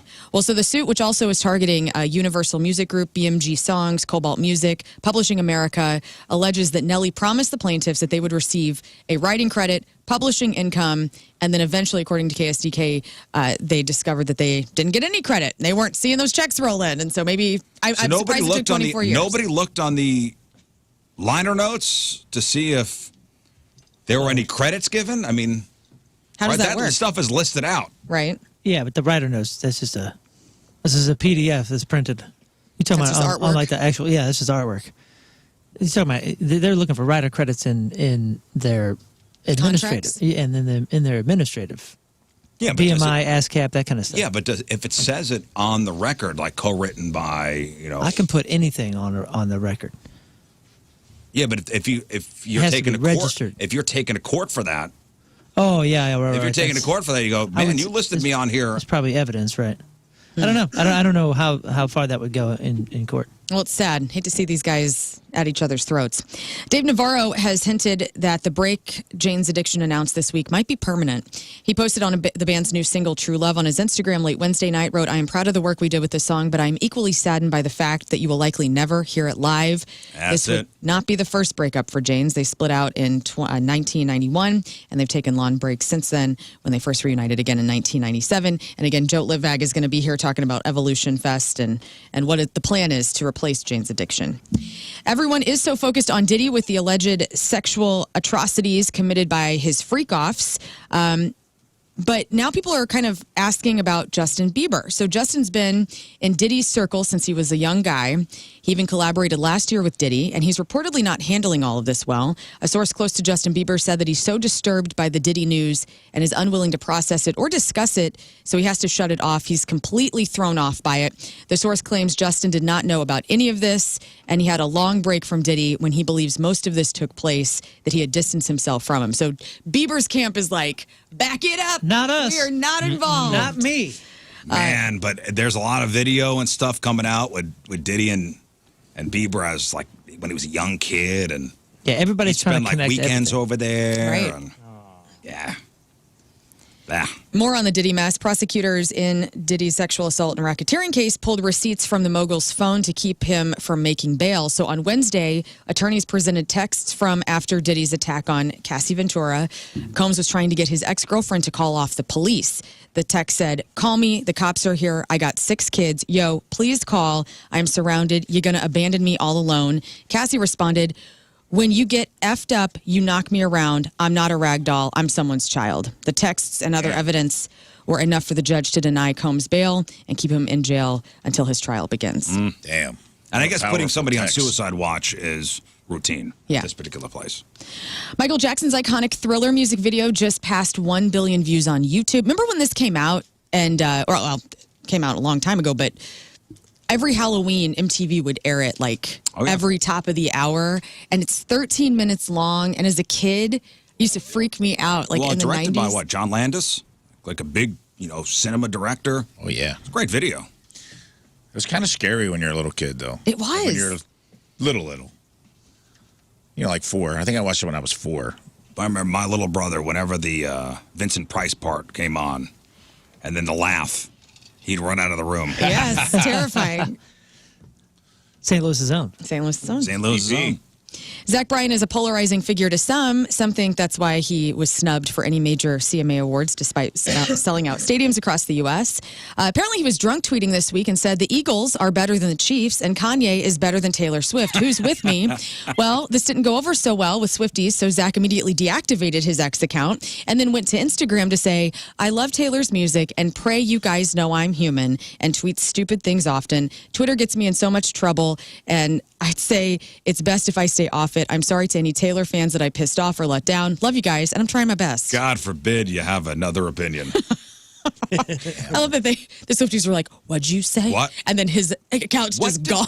What did you What say? did you This say? is the middle-aged man with the ball cap that does weird pole dancing moves. Zach Bryan? Zach Bryan. Is he the heavier set guy? No. No. This is Scott? I don't know. He's not. I get all these no, guys that's mixed Luke up. Combs. guy. You think about Luke. Zach Bryan is more alt. Oh no, this is not who I'm thinking of. Okay, there's Zach Bryant. There's Is Zach Bryan Luke the guy who Bryan sings is the Bryant, funeral and then there's song? Luke Combs. To the orange. Luke No. Bryan. That's the one I'm thinking about with the And then ball there's cap that Brian does the weird Combs. I don't dancing. know the funerals. Like a No, you drunk do. dad. We've talked Okay. about this. Zach Bryan, yeah, Pink Skies. I love that song. I didn't know. I don't know He's nothing got some about jams. no Zach Bryan. That's though. the guy I thought. Luke Bryan. Bryan. Never mind. It's A not. lot of Okay, color. there's too many in the Bryans. songs. And This wait. guy's younger. Pink skies. Okay, hang on. Zach Bryan, Yes. Luke Bryan, Bryant. Bryant, Luke Combs, Wait, no. I thought it was Luke Bryan. Sean Finkel Combs. is Sean Diddy Combs. Finkel Connect is the, Einhorn, guys, dude. connect the dots. Dad, Freak of the Connect- week. Freak off. Connect the On the dots. chain. Show. Chainsaw. Saw a movie. Hang on. Zach Bryan has a all song coming called together. I It's not Remember Bryan. Everything. It's Bryan. Luke Bryan. Yeah, Luke Bryan. Yeah, that's that's what I not Bryan. said. Oh, I said Bryant. Brian Kobe Gumbel. Bryant. Kobe Bryant. Bryant Gumbel. Kobe Gumball Machine. Steakhouse. Machine Burt Kreischer. Kreischer Christ. Passion of the Christ 2 just started filming. Jim Caviezel, I'm out. Mel Gibson. Yes. What a world, Wow, man. we just connected those dots, guys. Jim Good job. Caviezel. Pop goes the weasel. Pauly Shore. Sure enough. Enough said. Right said Fred. My shirt's off. I'm too sexy. Yeah. Hallmark's countdown to Christmas has begun. October 18th, and one of the most anticipated movies of the holiday lineup is Holiday Touchdown, a Chiefs love story. All right. And it's inspired by, you know it, Taylor Swift and Travis Kelce, and will even feature a cameo of Travis Kelce's mom, Donna. Oh. Cool. How cool is that? They're able to pull in the. Alice in Chains, Big Rob guns. Zombie will join Metallica as the only confirmed act for the 2025 Sonic Temple Festival, which will be held May 8th through the 11th up in Columbus. Jennifer Lopez is a hopeless romantic who doesn't stay single for too long, can't keep a hot girl down. And the tabloid magazine Closer is reporting that she is on the hunt for a boy toy and she wants to be a cougar. The source claims Jennifer Lopez is interested in dating a hunk like Joe Jonas or Zac Efron. She also says if maybe they're not willing to date her, that she might consider Pete Davidson. However, according to the anonymous source, her team worries that because Pete Davidson has been in rehab, that Jen might date Pete to fix him, and nobody wants that. So stay tuned for I more think drama. The only reason she's going to be dating is to fix any of this P. Diddy connections and rumors. Stay away, Pete. Stay. Just looking for bigger headlines than the connections. You know what I'm saying? Yeah. Like it's a PR sweeping. I think it's time for Pete Davidson to enter the picture. What's a bigger The headline? Pete Davidson spotlight goes up into the sky. Marlon Wayans has a transgender son named Kai, and he's been speaking out about the way Elon Musk has abandoned his trans child. He said, quote, "I have a Tesla, and I'm about to drive it over a cliff. I don't like what he's been saying about his trans child. That made me mad. You don't treat the babies like that. You don't disown your babies. You love your child." Marlon even admitted that he didn't take it well when he first found about his trans child. He says, "I'm not proud of the things that I went through, but I am proud of how I got there in a week." He says, "I'm sad to say some parents and some family members, it'll take them a lifetime, and they'll never get to that magical place that I'm at." Did Marlon Wayans bring Kai here once? Not that I remember. Maybe the first time he visited? At the old studio? Yeah, the old studio. Oh man, I don't remember. His new hour is about this, and it's very good. When he was in town, he was running it. And it was very interesting because he didn't make himself the hero. He was kind of he talked about how he struggled with it and why he was wrong and how his kids kind of got him up to speed. And it was really, really moving and but really, really funny as well. Hey, I want to go back to the P. Diddy thing real quick, and we're connecting the dots. Okay. So we got to Mel Gibson. And Justin, great point here. Mel Gibson, Gibson guitars, guitar unboxing, which is something that the man to my left does. Hey, This Moon all goes back to Valjean. Moon. keep my unboxing out of your mouth. Moon Valjean and Diddy Connected. Freak And off. filming. connected. I can't handle this. Oh man. Unbelievable. Oh man, they're on to me. Oh, And finally, I'm you dating guys. Pete Davidson. Yeah. Go get Man. And finally, new in theaters this weekend, Transformers 1, animated origin story about how Optimus Prime and Megatron went from being best friends to mortal enemies and then started dating. Never Let Go, which is rated R, has Halle Berry in it about being a mother of twin boys. And The Substance with hot-ass Demi Moore is a famous TV aerobics instructor who's fired on her 50th birthday by a ruthless executive played by Dennis Quaid. And some real crazy stuff goes down. Nobody's going to be watching any of these movies. And that is your crap on celebrities. Wait, Moon. Freebird on a recorder. dude. Wow. This is awesome. This dude's rips. The lungs. Hair on my arms is standing up, dude. I'm sorry. Hold on. I love you, Rafe, but it's still the recorder. Change Hold my on. mind, you just did. Hold on. He hits that solo hard, dude.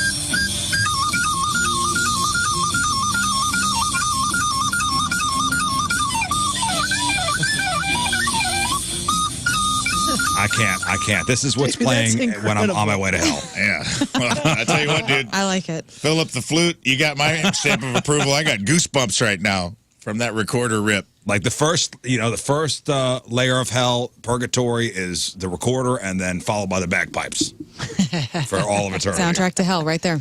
I keep falling through these layers. Say it to Korn. Say it to Korn's face. That's right. Here, Get Jonathan Davis here and you Put that tell back him. up. I'll tell him. Put I'll that tell back up. Put the recorder back up. Yeah, yeah. Okay, I just X'd out of it. Hang on. Okay. And then play it over this.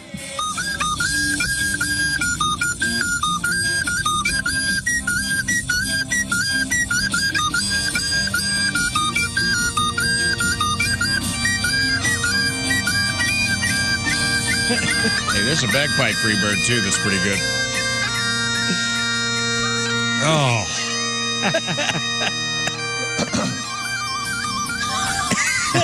Yeah. Actually, dude, not bad, to be honest. This is awesome. Put them both up. The way you're fading in and out's pretty good.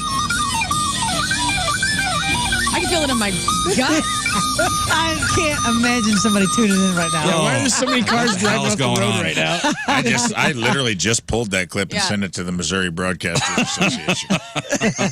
Without context. We're going to win. All right. Again. Celebrity celebrating your birthday We're today. never winning one of those awards again. Oh, yes, by the we way. are. 2025 goals. Well, You mean because we submitted us crashing on them as a submission As once? I believe I said a sham organization. So Sammy Hanratty. That's I don't know who this is. Okay, great. On Shameless, also on Yellow Jackets is 29. Philip Phillips is 34. American Idol winner. John Bernthal, Shane on The Walking Dead. Frank on The Punisher is 58. dude, he's great in The Bear, by the way, as the dead brother. yeah. He just Both won lays Emmys. They there. both deserved it. Jamie They- Lee Curtis won for They do these the mom. flashbacks, and he's the brother. Oh, yeah? Kind of a cold performance. John Bernthal's 48. Moon Bloodgood from, that's Annie from Falling Skies is 49. Asia Argento, Italian actress who's one of Harvey Weinstein's accusers. You may know her from Vin Diesel's XXX. Also, people blame her for Anthony Bourdain's downfall. Well, yeah. Aja Argento. Aja Argento is 49. Gunnar and Matthew Nelson, coincidentally, are 57 years old. Those are the Nelson twins. Can't live without your love and affection. Kristen Johnson is 57. Nuno Betancourt from Extreme is 58. John Easdale, Dramarama. I don't know who that is. You guys know who this is? Oh, yeah, Dramarama, their song Anything, Anything. That's right. It's a good tune. Is 63. Gary freaking Cole from Veep and Entourage and Bill Lumberg. Talladega Nights. Yeah, Office Space is 68 years old. George R.R. Martin, the brilliant Game of Thrones author, is 76. Chuck Penozzo, that's John's twin and bassist in Styx, is 76. Now, John passed away back in 96 from alcohol, but Chuck is 76 today. And Sophia Loren, legendary Italian actress. Today's audiences would mostly remember her from starring in Grumpier Old Men, is 90 freaking years old today. Wow. Congratulations, Sophia. All right, today's porno birthday, which is being brought to you by Patricia's, where fun and fantasy meet, is Alex Jordan. And today's birthday girl's been in 258 fine films, including The Adventures of Seymour Butts, Beach Bum Amateurs 4, Bitches and Heat, Dungeon Daydreams, The Good, the Bad, and the Nasty, Misty's First Whipping, Return of the Cheerleader Nurses, and a movie called Why Things Burn, okay? Yikes. And who can forget a role in 1992's White Chicks Can't Hump? Alex Jordan would have been. You Gosh, are it's like three man, in a row really this doing week. this, Would man. have been 61 years old. Are there any left? Passed away back in 1995. She had a lot of problems. That's your porno birthday. Those are your crappy birthdays, and that was your crap on celebrities. All right, we'll take a break. We'll come back. Our buddy Joe Litfag's coming in. We'll get to some of your emails if we got time. 7:54. Friday, traffic and weather. Moon coming at you. Traffic brought to you by Worldwide Technology Raceway. Experience the thrill of nitro-fueled racing at the NHRA Midwest Nationals. Come see your favorite drag racers at WWT Raceway from September 27th to the 29th. Still the right-hand shoulder blocked due to a stalled vehicle 170 southbound at Airport Road and then 170 northbound at Natural Bridge. Your point forecast, 40% chance of some scattered thunderstorms or thunder showers this morning. Then a high of 92. Right now it's 75 at the Point Studio.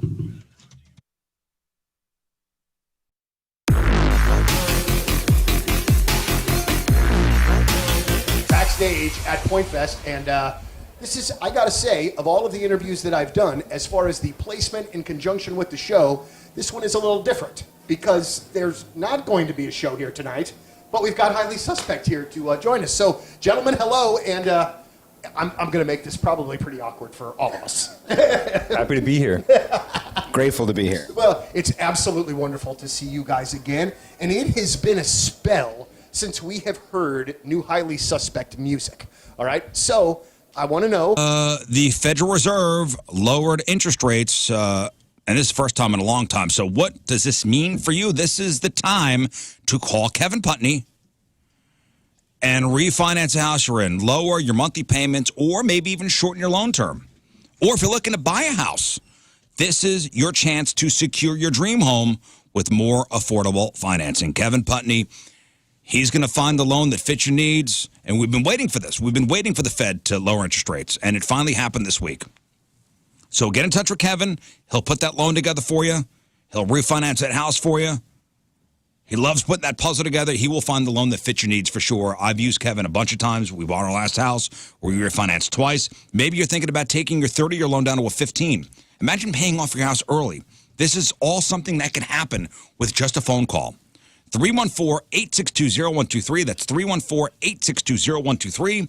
Online at 123mortgage.com. Kevin Putney, Equalizing Opportunity. All loans subject to underwriting approval. Restrictions apply. Call for details. Cross Country Mortgage, LLC, NMLS 3029, NMLSConsumerAccess.org, 123mortgage.com, 314-862-0123. Your chair at least stops. Mine just steadily moves. So I could not be facing you by the time this interview is over.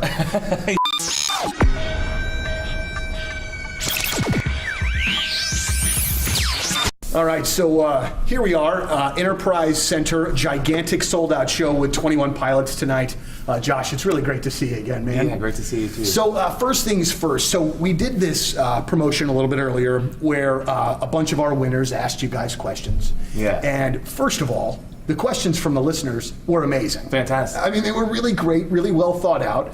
But also what I really appreciated, man, is that you and Tyler took the time to really answer the questions. It wasn't just a little goofball, smart-ass answer and then move on. You guys really took the time, and you could tell that everybody appreciated. I think it just shows the kind of guys that you guys really are. You know what I mean? That you genuinely appreciate these fans, and it's not just a lip service situation. Yeah, I think, that was really cool, that format, by the way. I think we've done a few like that, but it's a little bit less common to kind of have people in a room, people who have invested and actually have really cool questions to ask. And I think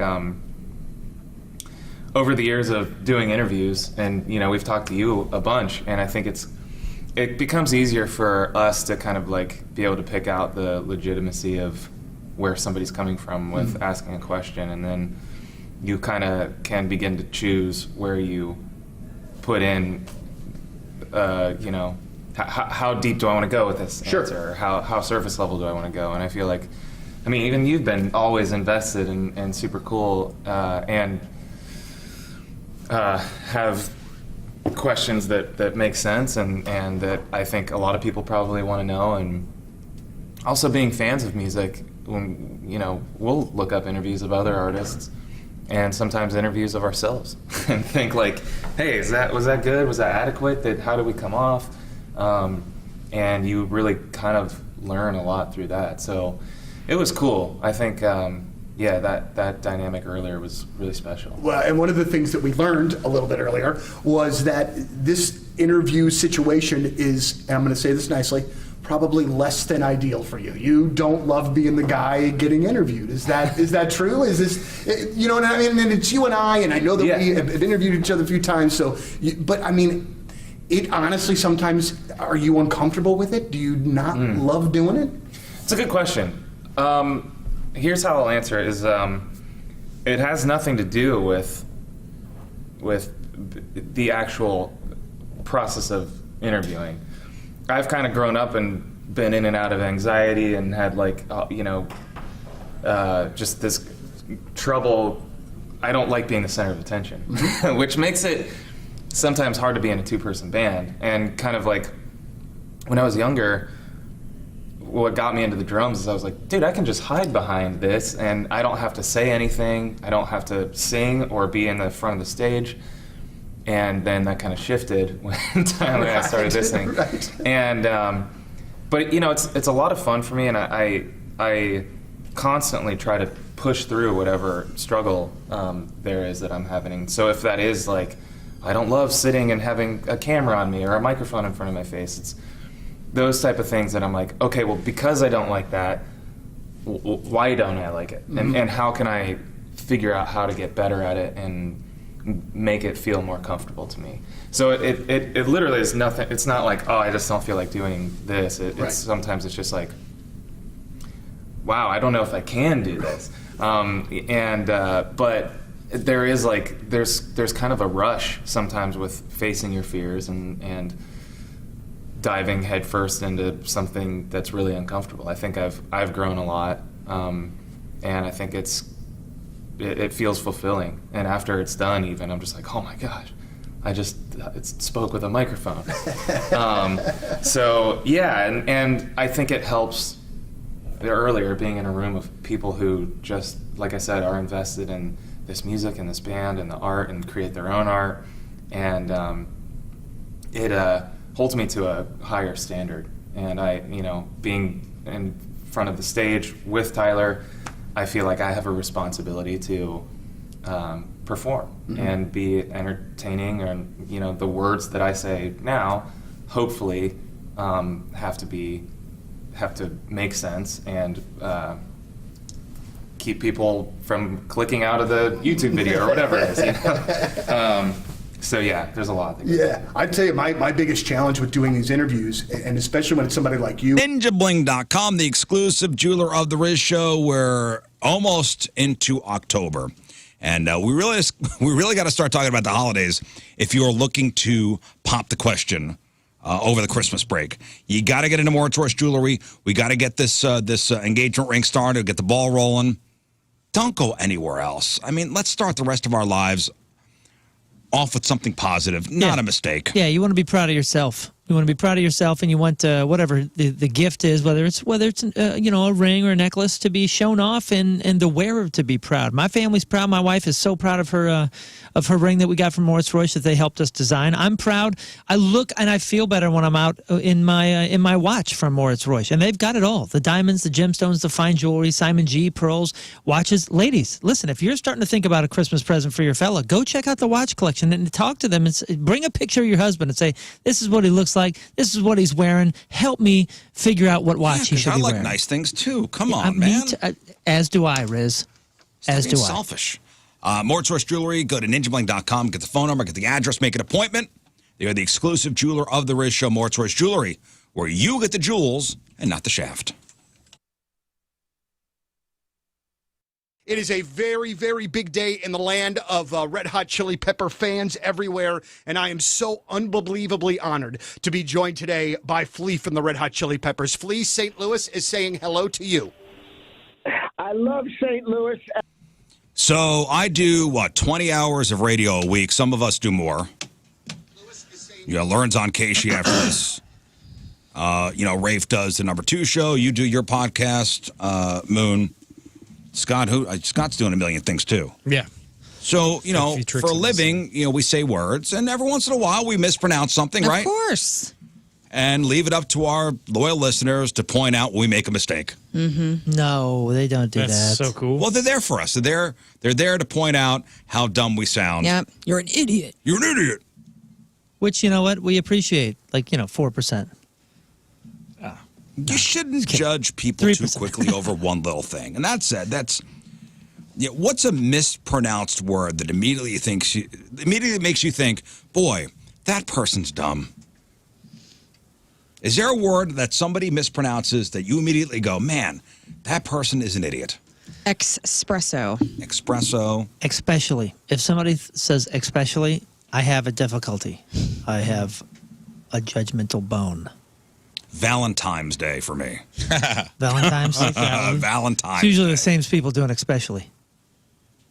If you say Valentine's Day, what? Daylight savings time. Oh, but that's a common mistake. I know, but once you learn it, you should adopt it. I had to learn it myself, and I stopped doing Daylight it. saving time. Daylight saving time. It's not so daylight dumb. savings. That sounds so posh, Daylight saving time. Saving But time. technically you're right.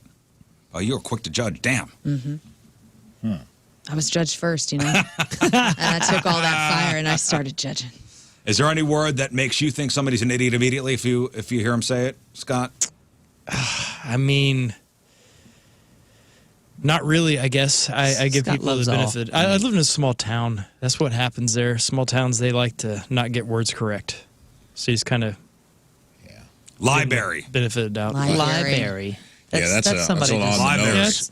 That's a good one. That's somebody Library. fooling with you. Also, Prefixed. nuclear. If someone, you're not qualified to talk about anything nuclear if you're pronouncing it nuclear. Nuclear. Nuclear. Like it's nuclear, Nuclear. Nuclear. not nuclear. Nuclear. You can't even do it on accident. Nuclear. Nuclear. If someone says, I read a book about nuclear war, and I'll be like, no, thank you. How about if somebody pronounces instead of fajitas? Fajitas? Well, fajitas, yeah. Or and then fajitas. there's fajitas. I've heard that one before. Fajitas. Fajitas? What if that's a fried fajita, though? I'm Frijoles. into Oh, that. might be a new thing. Fajita. I'm sorry. Quesadilla. I like quesadilla. That reminds me of Napoleon Dynamite. Yeah, exactly. Yeah, That's that was Tina, okay. We're just eat your quoting cool freaking thing as dinner. a kid. Come eat this quesadilla. I like it. Quesadilla. Chipotle. Oh, dude, when people can't That's do that, awesome. even after being corrected, that is you're just doing it on purpose. It's Chipotle, right? Yeah. Yeah, It is. Chipotle. Chipotle. Instead of Chipotle. Chipotle. There's Chipotle or Chipotle. God, dude, you're talking about one guy. One guy in my life says Chipotle, especially, and what was the other one? Fajita? No, there's another one that Yeah. you said that he But I did. just remember Jack in the Box had that commercial when they rolled out some Chipotle thing and he couldn't get the words right. It was Oh, pretty awesome. Chipotle? Yeah, Chipotle. Chipotle. Yeah, that was funny. Pacifically. That's Pacific. one. Pacifically or Like Only that little one, no. kids. That one's That's so good. cute when anything that it's starts with an ES sound, but you make an eek sound like, or an X sound like escape or like espresso, like you said, or etc. My mom mispronounces the town of Millstadt. It's a German town. It's probably supposed to be Millstadt, and she says Millstadt. And I'm like, Ma, That's what everyone says. Millstadt is what it. what it's Millstadt. Stat, Millstadt is what it's not supposed to be. stat. Okay, well, Yeah, I've always heard people say stat. That's just Southern Illinois. That's Southern Illinois. supposedly. Oh, Supposedly. Oh, get out of my face. Friends killer. taught us that. That's the thing that makes it hard to. Supposedly actually is a word. With a B? Supposedly is a word, but it's not what you mean. Oh. What is You mean supposedly, Yeah. but you're saying supposedly as if it's supposedly, but supposedly is a word. What does supposedly mean? Look it up. Okay. It means Something is possible. you're supposedly dumb. Or irregardless. That's not. That's a common It's another one. word that sounds dumb, but it actually is in the dictionary. Supposedly is an adverb that means something is possible, conceivable, can be assumed, imagined, or supposed. Supposedly. No way, that's I'm wrong. going to start using That's that. absolutely wrong. Are we doing this again Supposedly? where so many people have been wrong that we've now made That it we've right? now made That's- it right? Supposedly. Oh, no. you're just handing over control of the We're crazy. bending to idiots. We are bending to idiot. This is We're the idiot surrounded. bend. Guys, it really No. is. This is AI But telling it doesn't us. say slang. No, it says it's an adverb. This is Search Labs. Slang for idiots. Go to Merriam-Webster. I'm going. Supposedly versus supposedly. They're both real. Oh. But which are you supposed to use? Okay. Friends Although- taught us this. Remember, because Joey, not Fatone. Supposable. Joey, whatever his name If is. something is supposable with meaning as may be conceived or imagined, supposedly means allegedly and is similarly of the two words sometimes leads to their confusion. What? Well, Merriam-Webster. It's over. It's over. We're surrounded by idiots. Yeah, for all intensive purposes, we are. no, don't do that. Intensive purposes. All right, let's waiting for our buddy Joe Litvag to get here from the Evolution Fest, which is next weekend, which is crazy. While we're waiting, let's get some emails. RizzShow 1057thepoint.com. Emails brought to you by Kloss Furniture. Lowest prices guaranteed. We have something for everybody. Hey, guys and lovely lady. Hi. This is a question for any of you, but most likely Moon. Went to your buddy Cyrus Baluki's concert a few weeks ago. That's the drummer for Newfound Glory. His band Newfound Glory has 3 albums out, and they do cover songs from movies. The songs. His name is Baluki. Baluki, yeah, such a cool name. Bollooki. The songs that really got me thinking was what they covered when they covered Let It Go. And since the band did this on their own, do they have to pay the mouse, Disney, to have that on their album or play live? Also, they cover a Little Mermaid song, and this is on a specific Disney punk rock album. Is that the same situation, or is it Disney's album, so they get to do it without permission needed? Just got me thinking, and I know you guys would know how the covers work, especially with Teenage Dirtbags and Lane Narrows. Thanks for any insight on this. Keep up the great work, Dano.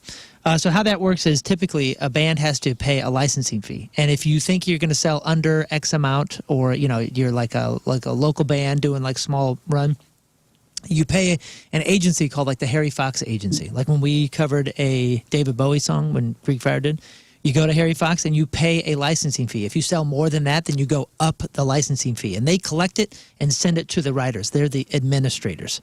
If it's much bigger than that, then it's a different kind of thing where somebody's watching you to see your numbers, and then they collect that from your sales and they give it to the original writer, and then you own the master recording. So it's 2 separate things. Well, yeah, and I'm sure it's different if somebody like Metallica covers a song. That's a whole nother level.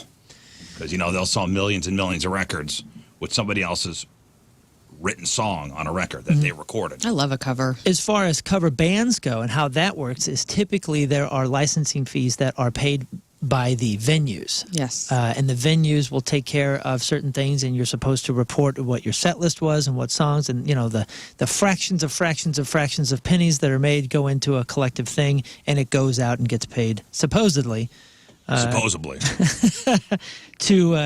the artist, and that's in a nutshell how that whole thing works. There you go. And you got a sound for that? Thank you. Thank you. Next. Food news. Oh, hi, Mark. Hi. I know we, the people on the show, love to discuss food and review these products. I can't think of anything else more important than the Rizz Show cutting up delicious eats. Not long ago, you gave Jimmy John's a beatdown for its flotation device bread. That's right. Well, let me tell you, a lifeguard may be able to use Jimmy John's bread to rescue a small child, but you could float down the river on Domino's sandwich bread. I've never had a sandwich from Domino's. Break my heart. I burned 1,000 calories chewing this bread. Full disclosure, Domino's is not the go-to when I want a sandwich. Shout out to Gramophone. But Domino's just happened to be running a special where you get a free sandwich if you spend $10. So what the heck? I got one. You've been warned. Also, shout out Domino's way to listen. Shout out Domino's way to listen to your customers telling you that your pizza tastes like butt, and do something about it. Best value for the taste ratio. Raising Cane's still sucks. This person hates me. Everything Domino's, you love. Jimmy John's, Cane's. Jimmy John's bread sucks. That's a fact. It's a great summertime I've never bread. had a Domino's sandwich, but if somebody orders it, it's in the room. I'm gonna eat the. It's just generic pizza. I What think do you so. want? I think as far as the generic pizzas in that little zone, Domino's is probably the best bang for the buck. Yeah. Their app is by far the best. Yes. I freaking love a Domino's thin crust. I do. Cane's does suck. I will never die off of my opinion that it's Another delicious. And every time I drive by it when I go home, I miss it. And I Another can't wait. well-established fact. Next. I'm not sure if I just imagined it, but I thought I heard sometime last year on your show that there was a tribute to Jeff Burton on a graffiti bridge in Pensacola, Florida. Is this real? I'm headed there on Thursday, and I would love to check it out if it exists. Yeah. Yeah, it is real. And I believe it was done by a St. Louis artist that moved down there, right? Is that what happened? I think so. And it is a big old mural. Of Jeff. Yeah, it's like a graffiti-style kind of cartoon mural just before a bridge. It is in Pensacola. We'll have to post a picture. And Yeah, exactly he where sent it us is. a picture of that last year. Yeah, I don't. That's long in deleted emails. So, I mean, it's been a year and a half ago since we found that. Yeah, it was mighty nice of him Yeah. to do that. It's All right, Jeff's next. sticker. Good morning, Rizzard and the crew. My front yard connects with my neighbors, and on occasion, he will cut both sides of his lawn and ours. Ours is not overly long or anything crazy, but I feel like it's... Let's get Joe Litvag involved in Okay, this yeah, we need conversation. Ladies and Joe's- gentlemen, from the Evolution Fest, Mr. Joe Litvag. What's up, homie? How are you? How are you guys? All right, we got Doing before well. we get into what's going on with your little thing next weekend. We got big fish to fry. Somebody's got a lawn issue. Come on. My front yard connects with my neighbors, and on occasion, he will cut both his side and ours. Ours isn't overly long or anything crazy, but I feel like it's kind of odd. Is he trying to subtly tell us that our grass is too long, or is he just being nice? What would you do in this situation? If somebody's cutting your lawn for free, Do I say something? Do I make him cookies? Longtime listener, 3 out of 5 stars sent No. from Rafe's Android. what's probably happening is he doesn't realize that's not his lawn. Oh, yeah. Well, he says he only does it on occasion. Oh, on occasion. I disagree wholeheartedly. I'm a lawn guy. Oh, it's You are? you're Oh, you a grass are? guy? I am. I'm a You cut your own grass? I do not. Oh, you can only... But I like looking at my. Right on. I do a lot of the landscaping myself, but I think it's a subtle reminder of, hey, cut your grass. Oh, if he does it every once in a while? Oh, you think it's passive-aggressive? Little bit. Yeah, because he's looking at your overgrown pile of weeds. He's going, wait a minute. I'm making my yard look so nice, yet yours is overgrown right next to it. It just devalues Yeah, you're mine. killing me. Right. That's what I think is happening. So But I will say I have a remedy. What? Spike strips. Yeah. Spike strips. That'll stop him from... Or landmines. I would go landmines. Yeah. Scott could get us landmines. Yeah, if I got a guy. Scott's got a guy. Got a guy, man. How many? Here's my suggestion. Get him to move. Oh, no. Just light his house on fire and get him out of there. No, just start mowing. Yeah, just mow. Mow your lawn. Mow your lawn. He said it's not overly long or anything. Well, maybe this guy's doing it on Fridays, and he typically does it on Sundays. So Well, isn't that a relative thing, though? How long the grass... because some people like their grass a little bit longer, and some people like it shorter. And it depends on the grass. 'Cause there's yeah, maybe he's got certain zoysia. Yeah. Or maybe Kentucky bluegrass. I don't know. I don't know How what's far going on over? there. He's just going a strip. He just has his side. I don't know if he's Yeah, but doing the like- whole thing or if he's doing like a like my neighbor and I we have like a side kind of thing, and I've got a strip and then he's got a strip kind of you know. I hit on my neighbors since like we kind of both take turns with it, but I always I don't want the whole yard to look terrible, so I just hit his side and he'll hit mine. Takes 3 no seconds. big deal. Hey, listen. All right. It's like, all right. Good luck with that. Joe Litvag's here. Next weekend, Next weekend, yes. Evolution Festival in Forest Park. Yes, sir. I tell you what, when I heard the news about Jane's addiction, when I was Why did I know this was going to be the first topic of conversation? Right? well, I mean, It's listen, his when, favorite you, It's when okay. you came on this radio program to announce the show, Yes. I mean, I had a full on.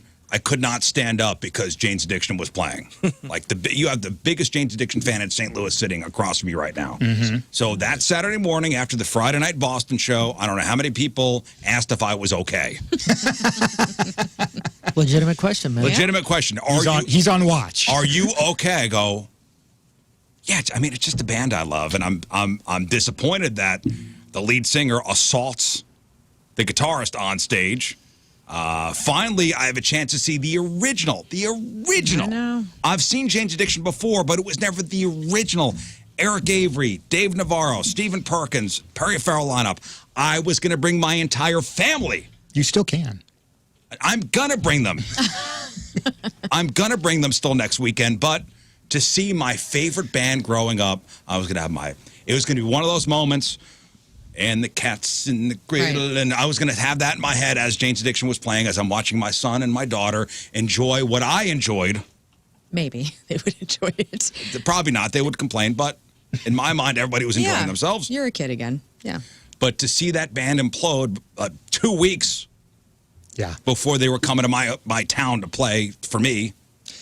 Yeah, it's funny because, with social media and everything else, everything spreads immediately. Mm-hmm. Like there's no delay. So as soon as the altercation broke out on Friday the 13th on stage, it was it was Friday the 13th. So much weird stuff went down that day. All over the socials, and we immediately started getting questions, and between myself and my partner, we were kind of just, please just make up and stay together for another 2 weeks, please. Well, because so the way Evolution Fest, it's the Saturday and Sunday. So the Saturday night was the headliners Beck, right, and then Sunday Killers and Jane's Addiction. Correct. Back in Billy Idol on Saturday, and then Sunday it was the Killers and Jane's Addiction. Right now, Jane's Addiction announced that they will no longer be touring. Correct. For now. I mean, listen. For the time being. Dave Navarro's been pretty kind of weird on social media so far, saying they're probably done. Right. It's unfortunate. So, yeah. So we, from our perspective, we just, as soon as we were waiting to get an official word, because we weren't going to do anything until we heard officially from the band. Again, kind of praying that they were going to figure out a way to make up and everything was going to be great. But we got word this past first thing Monday morning that no, they're canceling everything. So we immediately put our thinking caps on and came up with a short list of potential artists to replace Jane's. Mm-hmm. And it's it doesn't happen overnight. No, it's not easy. You got to figure out where these people are. Where their tour is routed, can they roll through St. Louis? Is it a one-off thing? That's exactly right. There's a lot of logistics that are involved on the artist side just to be able to say, yes, I can get there with my crew and those types of things. It's not just like, you get a band and you put them on a plane and they come here. There's things that go with the band. How rock star would that be, though? It's like, hey, by the way, we just added you to this festival in St. Louis, and we're sending a private jet for you in 20 minutes. Right. It doesn't work that way. It doesn't work that way. Now, prior to this whole Jane's thing happened, you had announced Blondie was playing it, and Blondie had. Yes, we've unfortunately Blondie several months ago canceled all of their touring plans for the rest of this year as well. So that was one that again really was painful because Blondie's an incredibly legendary artist. And Debbie Harry is amazing, but we had a short list of one to fill that slot, and that was Billy Idol. I mean, what a replacement! Yeah, I listen. I can honestly say, I'm thrilled that we have Billy. I would have been thrilled if we had Blondie, but Billy Idol is somebody that's been on our list for the festival for 2 years, and it's just we've tried to get him before, and the timing never worked with him in terms of when he's out on the road and those types of things. So, at this particular point in time, he's like, "Yeah, my September's free." So we put him on, and the rest is history. Yeah, Billy Idol, he's got to sleep, I believe, in like a hyperbaric chamber. I mean, have you seen that dude? Oh, of course. Yeah, he looks great. And he sounds good, too. He's in his 70s? My buddy just toured Europe with him and said the tour was awesome. He was great. Steve Stevens is just on fire. They're all just ripping. And Steve still got the hair, too. Yeah, dude, he looks the spiky great. hair? Yeah, dude. It's kind of flowing like this. He looks like, like Toto did. Still, him and Steve Lukather are still looking like those two guys. Well, Billy Idol still has the spiky hair. Oh yeah. Oh yeah. Billy has. He looks great. Billy looks exactly the same as he did in the 80s. Right. I mean, obviously, we've all aged. I don't look the same, but he really does. I mean, he walks out on stage and people are like, "What year is this?" Yeah, he's still Billy. He's Idol. one of those guys. You go, this guy make a deal with the devil. I love him in The Wedding Singer, too. He's the best. He's the best. He is the best. Yeah, a lot of people excited to see Billy. So he's playing Saturday. He is playing on Saturday. And then Sunday. So I do have a little bit of news. Is this drum roll? No, Okay. not yet. We're all So waiting. we do have a replacement for Jane's Addiction, and we will be announcing it today at 10 a.m. Get out. But the show's over at kidding. 10 a.m. We want to say who it is. If you That's exciting. If you want to make guesses, can. Rage Against the Machine. Hang on, give us some. No, give us some clues. serious guesses I'm only. only going to guess Can you bands give that us- have said they're not touring anymore. Give us like some clues, like 2 clues that won't give it completely away. Yeah. That's a good one. So it's an artist, it's an individual, obviously Okay. that has a band behind them, that comes from an incredibly legendary band from that same 90s era. So the goal for us was we had a short list of about 5 or 6 possible artists that were potentially available, and we wanted to really make sure that we got somebody that was going to please the Jane's Addiction audience as much as possible. So Rizzuto, basically, we're doing this for you. Thank you. I appreciate Can I recap that in my brain? This is an artist who was part of a band, who is now a solo artist with a band backing them. Yes. Correct. From the 90s. Correct. Okay. This 80s, 90s? So they're still not with their no. old band. Can you just 90s. rule out that it is not David Lee Roth? It is not David Lee Roth. Henry Rollins. Okay. Because he did some solo work in the 90s. He did. It's not Henry Rollins. It's no. No. So Is it Slash? 90s. No.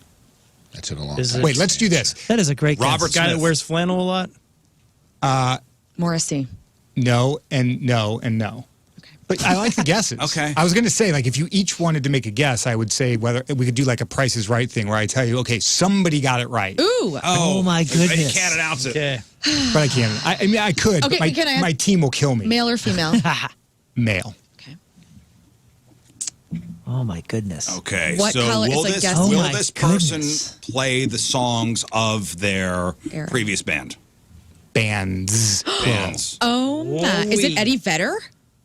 That was No. the flannel thing. Oh, that's a good guess. Yeah. Yes. Kurt Cobain? This individual will play. Is it Dave Grohl?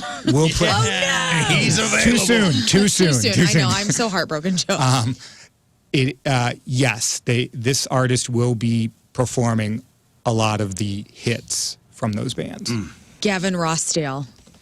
He was just here. No. Okay. It was good.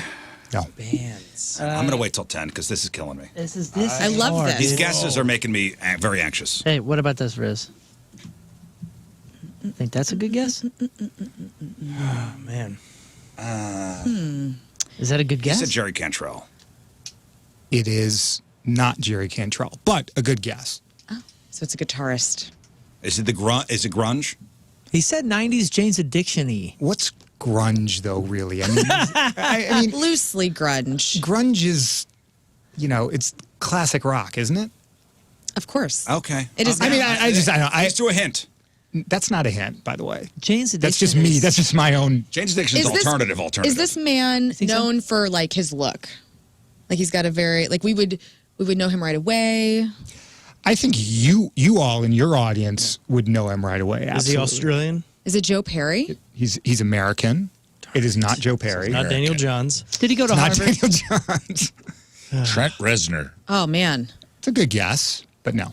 Corey Taylor? my husband would lose his This mind. is wild. No. Oh, okay. Damn it. Okay. Okay, hey, you know Rob what? Zombie.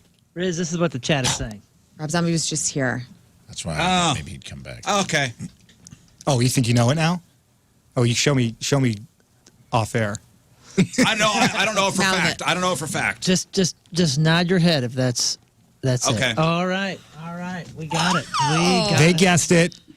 Okay. Can we Not gonna please say keep it. the secret? Yes, on Not of that? gonna course. say it. Yes, we're not going to say. So anything. now that you understand who it is, This is- does that excite you? Wonderful. Yes. It excites me. Good. that is exciting. Yes. Yes. Good. I just got a little tingle. Then mission In accomplished. Little tingle. Not as much as a Jane's Addiction tingle, but a little It'll tingle. get there. It'll get there. I'm still. I'm still. I'm still. Did somebody guess that on the chat? Yeah, Yes, the chat got it. Nice job, chat. Possibly. they're Did one intuitive. person or multiple people? Couples. Couple got it. Okay. All right. All right. So Thank you guys for keeping my secret. Yes, of course. Thank you for letting us kind of know. Yeah, that was fun. only for another hour and a half. All right. So next Saturday and Sunday. What else do we need to know about the festival?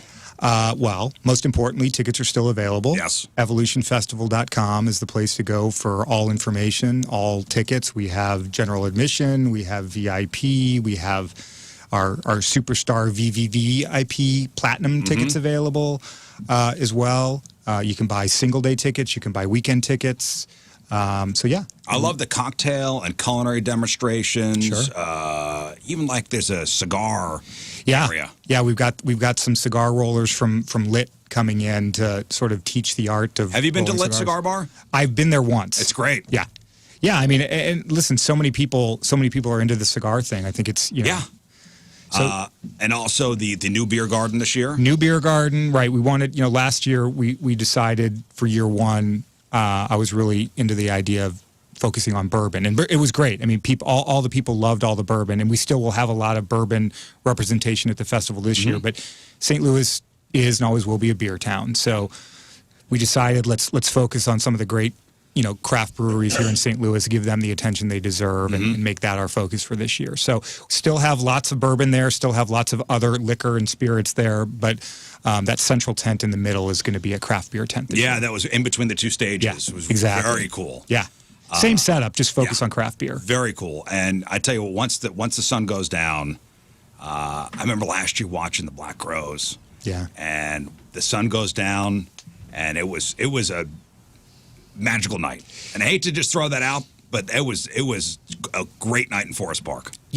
I agree, and I mean, maybe I'm a little biased, of course, but I was walking through the crowd both Saturday night and Sunday night last year, and just feeling the vibe of the people. I mean, it's a stupid word to use, but I use it a lot because there's just this feeling of this sense of community, camaraderie. Everybody's sitting in the grass, dancing and singing together. I can't explain it, but it just gave me an incredible sense of satisfaction of this is exactly what my partner and I, Steve, we intended to do, was to create something that would rally the community and get everybody together to enjoy a great weekend of music and food and beverage. And it's an event downtown, and it's great. It's great that it's in Forest Park. I mean, to gather that many people in Forest Park. It has to be Forest Park. I mean, we looked at a lot of different sites. This is, I'm going back 2 years now before we did year one, and we looked at a lot of different sites around town. But I mean, Forest Park is one of the greatest parks, if not the greatest park in the country, and gets recognized by USA Today and other publications as the greatest park in the United States. So it would be a mistake, in my opinion, to overlook that. It's such a gem that we have here that, I'll be honest, I'm born and raised in St. Louis. I've taken Forest Park for granted probably most of my life. It's always there, but I never think about it. I never talk about it. But these last couple of years, since we've decided to do the festival there, I've really kind of immersed myself. It's such an incredible place, and we're very, very lucky in this city to have Forest Park. Yeah, and we're lucky to have you to resurrect the music festival. We're trying. I mean, it's tough. I mean, creating festivals and growing festivals these days, as you all know, because I know you all attend a lot of them and are part of a lot of them, it's not easy. It's not. It's really hard. It's really expensive because the cost of everything has gone up massively over the last 10 years. But we feel like, Steve, my partner and I feel like this is important for the city of St. Louis. Everybody always talks about the negatives about St. Louis. I'm guilty of that sometimes too, but there's a lot of positives to focus on in St. Louis, and we want Evolution Festival to be part of the fabric of the positives that people talk about and that everybody marks on their calendar every year, just like they used to do with Fair St. Louis back in the day. It's like, okay, we're marking our calendar. We know that that's Evolution Festival weekend. We're gonna make our plans around that. I think it's cool as a throwback too, because like working at Keishi for so long, I heard all about the Keishi kite flies that happened in Forest Park. And so to be the age that we are, to be able to experience that, like a storytelling that like our parents and grandparents told us about is really cool. Aren't you like 25? Oh, thank you. I'm almost 40, Joe. Wow. I know. I mean, with a diverse lineup, like, Beck and Billy Idol and Nile Rodgers and Pete Yorn. And I mean, that's just Saturday. Sunday with the Killers and someone else and Killer Mike and El King. Well, Todd Rundgren is playing on Sunday. Freaking Todd Rundgren. We don't want to work. We just want to bang Sunvolt all day. That's right. Sunvolt, St. Louis connection. Are they Belleville? Yeah. We'll call it metro area connection. Because some people we know that are not in St. Louis proper like to say, no, we're Belleville or St. Charles. Which, hey, it's nothing against Belleville and St. Charles, but hey, it's all the St. Louis area, right? So, yeah, and diversity is important in terms of the lineup. We try to have at least a few artists for, just about everybody. and it's a great way to discover new music and new genres. There's probably a lot of people, certain demos that are coming to the festival that don't know a whole lot about Killer Mike. I guarantee when they see Killer Mike's set, they're going to be believers and followers of this guy. He's so incredible. Yeah, he's one of the best. Yeah, he's on Sunday. I've never seen him live, and I cannot wait. You're in for a treat. I can't wait. That was the day I went last year. Was Ice Cube? Yeah, watching. And that's the thing is watching everybody with their toddlers run to the other stage when he started doing No Vaseline made my heart fill with joy.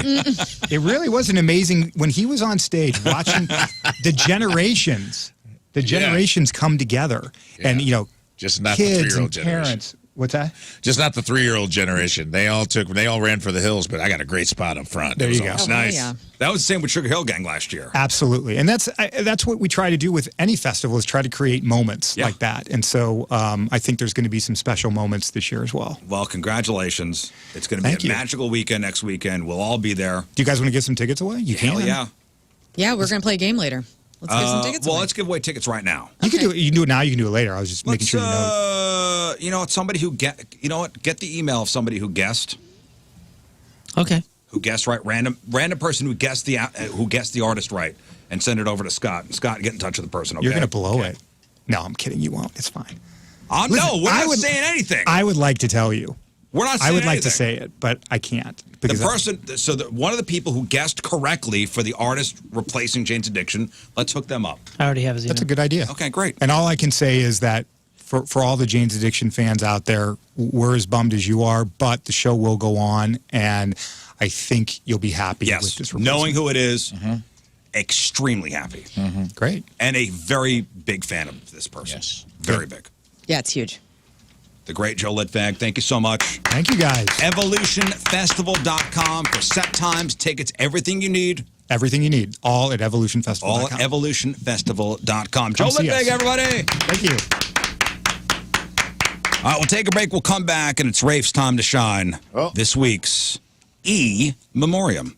8:35, Friday, traffic and weather, Moon coming at you. Traffic is brought to you by Worldwide Technology Raceway. Experience the thrill of nitro-fueled racing at the NHRA Midwest Nationals. Come see your favorite drag racers at WWT Raceway from September 27th to September 29th. We got a right-hand shoulder block due to a stalled vehicle 170 northbound at Natural Bridge. Further north of that, there is a right-hand shoulder block due to a stalled vehicle 170 southbound at Airport Road. Your point forecast, 40% chance for some scattered thunder showers in the morning. High of 92. Right now it's 76 at the Point Studio. Rafe, it is time. Yes, sir. It's time for your little segment called... My little segment. The Memoriam. And it's time to say goodbye to... who? A bunch of people this week? Yeah, we got a couple big ones. Bless you. Big ones. Bless you. Lern. Bless your little heart over there. Thank You're you. Thanks, allergic to Dolly Parton. Orgain. I am. For those of you that don't know, the Memoriam is much like the Oscars' Memoriam, only I won't be playing a Jelly Roll song. I'll be saying bye-bye to some folks that we upset, angered, pissed off, or just had the audacity to have an opinion different than theirs. Emails, and some of it, sometimes we say goodbye to ourselves, guys. You never know who's going to end up in the Memoriam, and this week I got a banger, so let's get into it. First up, one guy who really loves his Labrador Retriever. We really pissed off a guy during a fairly innocuous convo about dogs when I mentioned that one of my dogs is a kind of a creeper and a starer. And Moon mentioned that his dog is a setter and that the quiet energy and stoicism of a pointer or setter might throw off folks who are used to a more playful energy like a lab. Well, that aggression would not stand with our boy Steven, who sent us an email titled, quote, one of the dumbest things Moon has ever said, end quote. Which is a heck of a statement. That's a heck of a statement, my man. And I was going to read the email, but I actually had AI recreate his voice based on the tone of the email, and I'd like to play that for you now. This is AI. Moon said that people with labs and other normal dogs don't know how to handle themselves around English setters because they are so majestic and beautiful. Well, you're right. I have a lab and a mutt, and I just saw an English setter, and yep, I lost all control of bodily function. I pooped, peed, and threw up all at once. I even got an NRB, but I guess it was an RB since I couldn't handle myself around such a majestic and rare animal. Wow, it was like seeing unicorn in real life. So majestic. Signed, a normal lab dog owner. Thank you, AI. That was great. We've come so far. And I'm pretty sure that's exactly what this guy sounds like in real life. Sorry about that. But hey, man, maybe stop trying to bang your dog. Bye-bye. Whoa. Oh, man. Leave him out of this. Leave the animals alone. All right. Next up, Jamie Rivers tramp stamps secret powers. Yeah, man. During a podcast with the Fast Lane this week, we found out that Jamie Rivers from ESPN went on a date with Dennis Rodman in the 90s, where they rollerbladed together down Venice Beach Boulevard and got matching tattoos. The famous tribal tat that adorns Dennis Rodman's belly button and upper wiener area is the exact same tattoo that NHL enforcer Jamie Rivers has on his lower back. It's true. Look This it is up. 100% true. Little known fact, these tattoos were actually made with magic ink from a genie's lamp. And when pressed together in an act of love, they have amazing magical and healing properties, including the ability to cure most cancers and world hunger. All Jamie Rivers has to do is let Dennis thrust his upper pubis tattoo into the small of his back, like the waves crashing against the Santa Monica Pier where they held hands and rollerbladed on their first date. And he just refuses to do it for the good of humanity. A secret spell that the world will never benefit from. Bye-bye. Next up, scalded balls. And labia. We lost a few folks this week during a hot coffee lawsuit discussion where we posited a hypothetical offer to dip our testicles and labia into scalding hot coffee for 3 seconds for the price of $4 million per ball and or lip.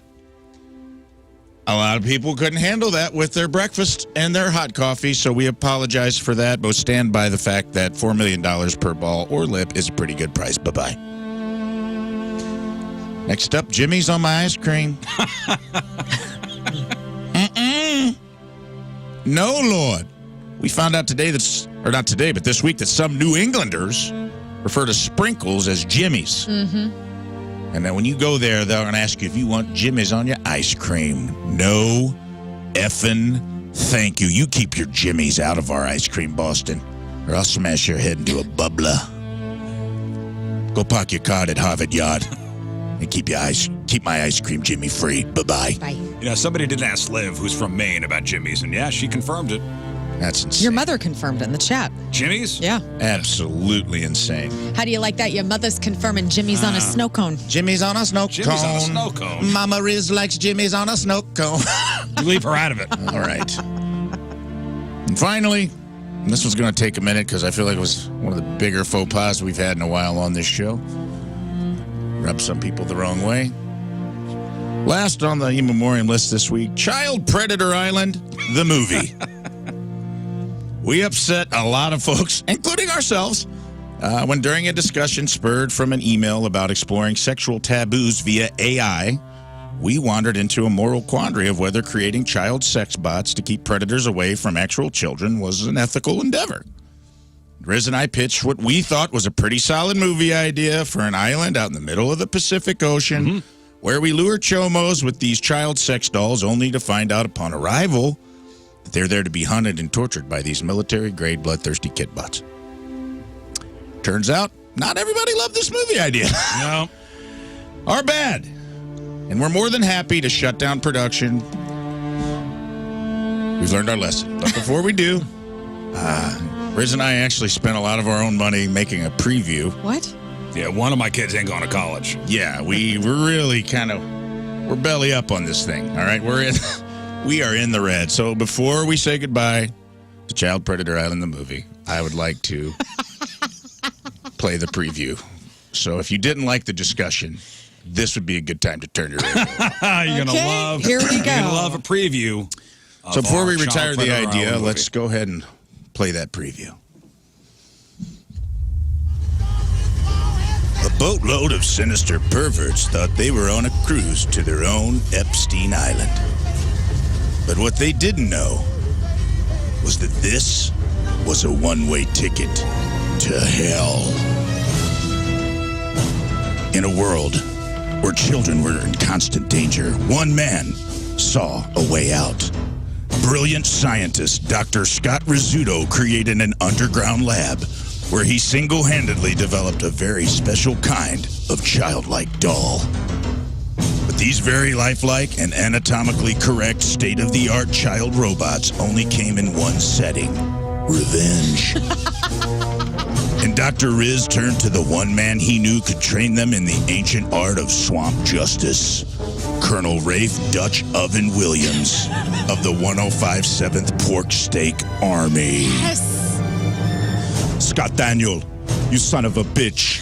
What kind of meat grinder are you dropping me into? I had to create this army of undercover child sex dolls for the good of humanity. And I need them to understand that revenge is a dish best served cold. Why me? Why not the regular army? Because some damn fool accused you of being the best. I've outfitted these dolls with lasers, chainsaws, nutcrackers, M203 grenade launchers, miniguns, and Chinese finger traps with cigar cutters in every opening. But I need you to outfit them with killer instinct. Oh. I train child rescue teams, not child assassins. Dutch, trust me when I tell you, nobody on this island is worth rescuing. Then this island will have no rules. When the Pado boat arrives, we'll run them into the deepest part of the island. Jungle that makes Cambodia look like Legoland. And they will find something there waiting for them in the trees. But it ain't no kids. They're all going to die. From King Scott Productions, a Lauren Elwell film. Musical score by Moon Valjean and the Alabama Dirtbags. This Christmas, these tots aren't toys. They're total nightmares. And they're about to slash a few names off of Santa's naughty list. Yes. Sometimes the only way to stop a child predator is with an actual child predator. And if you don't like this movie or this bit, you might be a pedophile. Bye-bye. Bye-bye. Wow, you guys.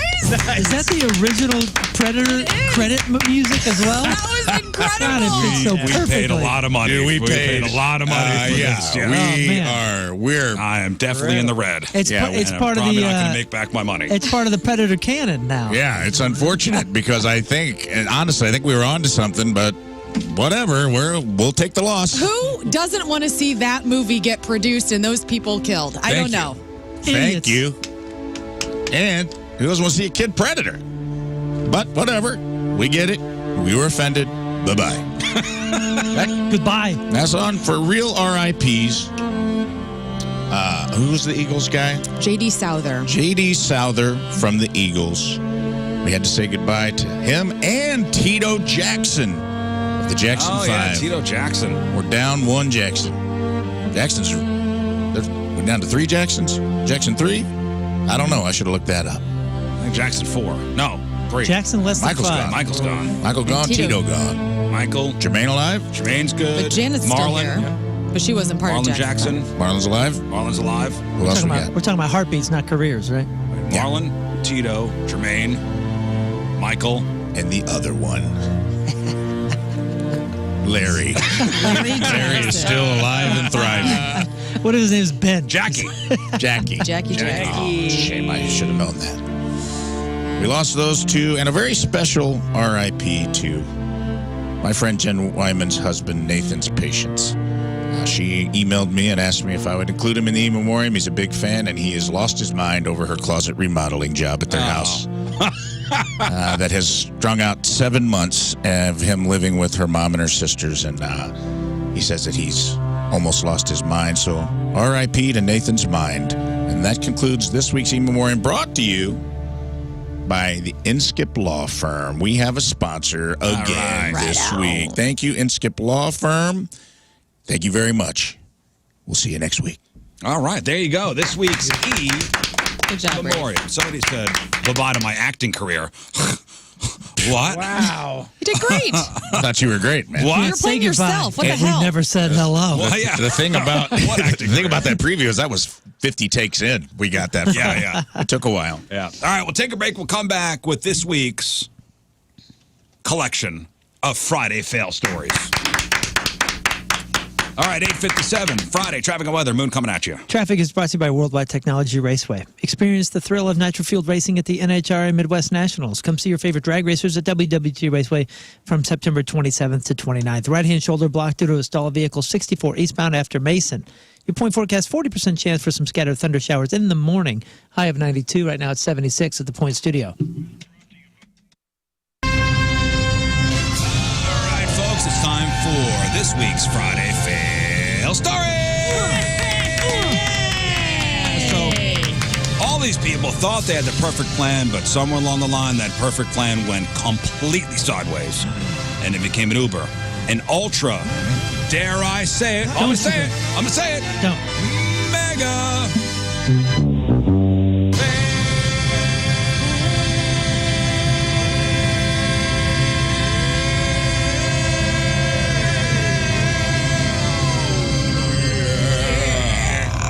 Fail. All right, guys. You sounded great, boss. Yeah.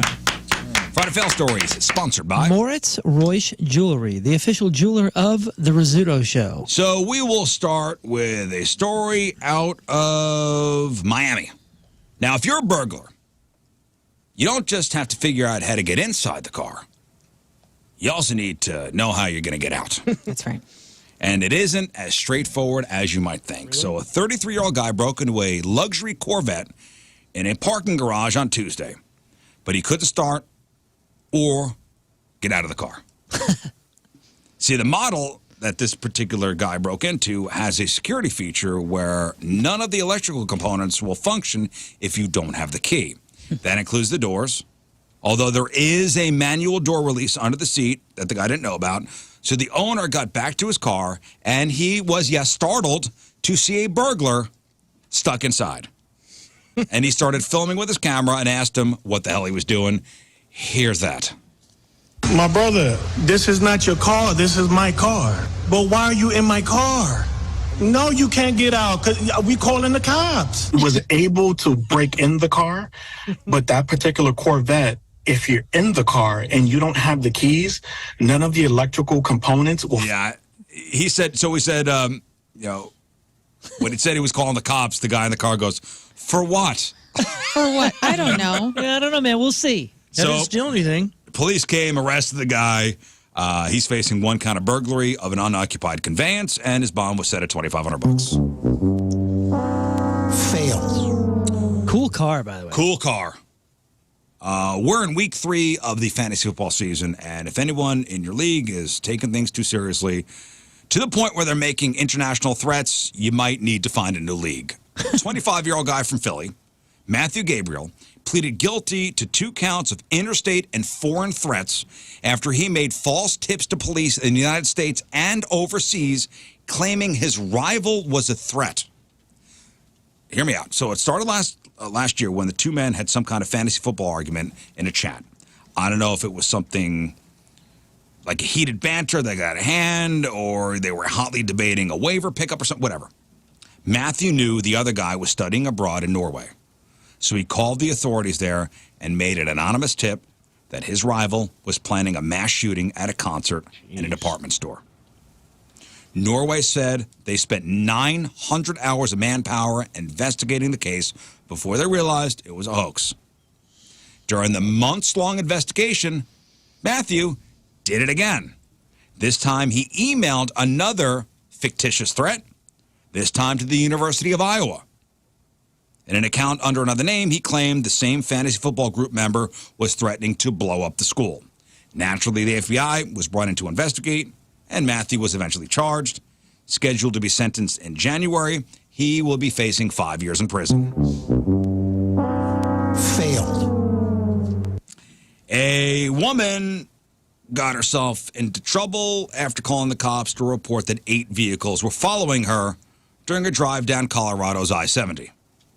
Now, according to police, they got a call from a woman who believed that she and a passenger were being followed while traveling the interstate. As the couple crossed into Summit County, Colorado, local deputies were able to make contact near the city of Frisco. Now, the couple in the vehicle said 8 vehicles have been following them on the highway. They also stopped at the same gas station. And the cop's like, where are these 8 cars? And they were insistent, yeah, there's 8 cars and been following us. Mm-hmm. Wait a minute, miss, are you drunk? And high? Yes. Yes to both. She admitted to consuming both alcohol and cocaine prior to driving. My. Wow. And when she agreed to roadside tests, deputies say she failed miserably, arrested and booked on multiple charges. That did. Quite a road trip. Fail. Man, right? Right, Scott? This happened in the Netherlands, so it's a story, an international story. It's so ridiculous I need to tell you about it. So a 33-year-old guy, bless you, was sentenced to 4 months in jail for stalking after showing up at his ex's home, but he didn't just walk up to the front door. This man shipped himself inside a box to her address. No way. Yeah. That's expensive. This is a great lengths. It's unclear if she somehow brought the box inside or not, but he emerged from the box, threatened her with a gun, and then took off with the keys to the place. The man told the judge having himself delivered in the box was, quote, the only way to get in and get my stuff back. The woman put a camera in her home after the box incident and caught him showing up at the place 3 times. The guy claims he had permission for the visits, but the judge didn't buy it. In addition to the jail time, the woman was granted a 3-year restraining order. Dedication, guys. Failed. Damn. Tell you what. I know leaving cash out in your car might encourage somebody to break in, but snacks? So a 46-year-old guy named Sean Johnson stole a pickup truck in Beloit, Wisconsin. It's right on the Illinois border. And the reason he picked that specific truck is why it's in the news. He told police, yes, he was on drugs and decided to try the door because he saw a bag of Fritos sitting right there on the seat. The truck was open, the keys were in it, so he took off and presumably ate the bag of Fritos. He used the truck to drive to a church where he broke into several other vehicles and stole somebody's wallet with $400 inside. He then used a credit card to buy stuff at Walgreens, a Family Dollar store, McDonald's. He admitted to everything once police showed him security footage from various cameras that got him on video. Happened back in June, but the details just got out ahead of his trial.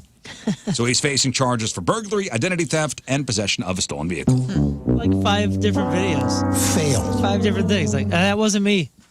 Okay, that was you. me. What about this? That wasn't me. Okay, that was me. Over and over. Man, I love these kind of stories. Florida guy found himself behind bars after he broke into a house and later asked responding officers to test his drugs. Oh. 34-year-old Timothy Gunter booked into the Lake County Jail last week on charges of burglary and meth possession. Back on August 27th, the Lake County deputy was patrolling when he was flagged down by the burglary victim. The victim led the deputy to Tim and told him that he burglarized his home with his family inside. When speaking to the deputy, Tim randomly uttered that he had received some, quote, bad drugs and requested the deputy test him because he thought something was wrong with them. He showed the deputy a plastic baggie containing a crystal clear-like substance, which later tested positive for methamphetamine.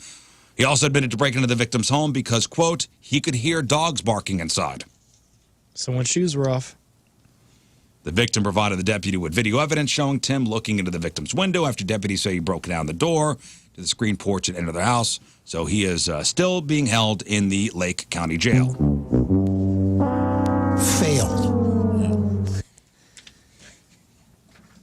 Moron. A man attempted to evade arrest by hiding in the attic of his Palm Coast, Florida home. Now, the Flagler County Sheriff's Office said Michael Allison thought he could hide from deputies in his house. He was wanted on a felony violation of probation for unlawful possession of a controlled substance and driving with a suspended license. Now, deputies say they saw Mike enter the house, his own house, knocked on the door and windows announcing, hey, it's cops. We're here. Come on out. After knocking multiple times, the sheriff's office said deputies entered the home to look for him. After looking around, deputies learned that Mike was hiding in the attic. It's Florida. It's the summer. Oh, no. Deputies told him to come down. He eventually did 30 minutes later, extremely dehydrated. Yeah. and suffering from heat exhaustion. Wow.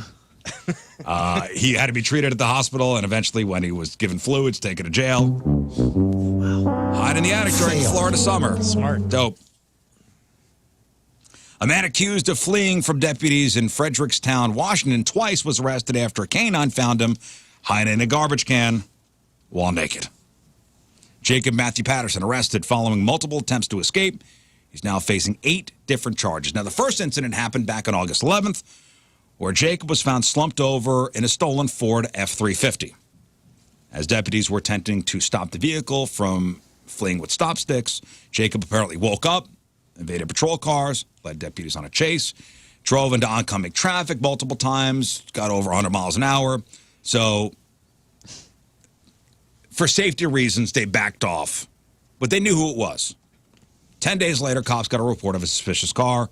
They checked the license plate, found it belonged to Jacob's girlfriend. Jacob was in the car and somehow was able to get away. Was he naked, Moon? Oh, you betcha. Learn why. I don't know. Drugs. We don't sex, know. We don't know. Joeing. You name it. After combing the neighborhood, he was located hiding inside a garbage can at a nearby home, taken into custody without further incident.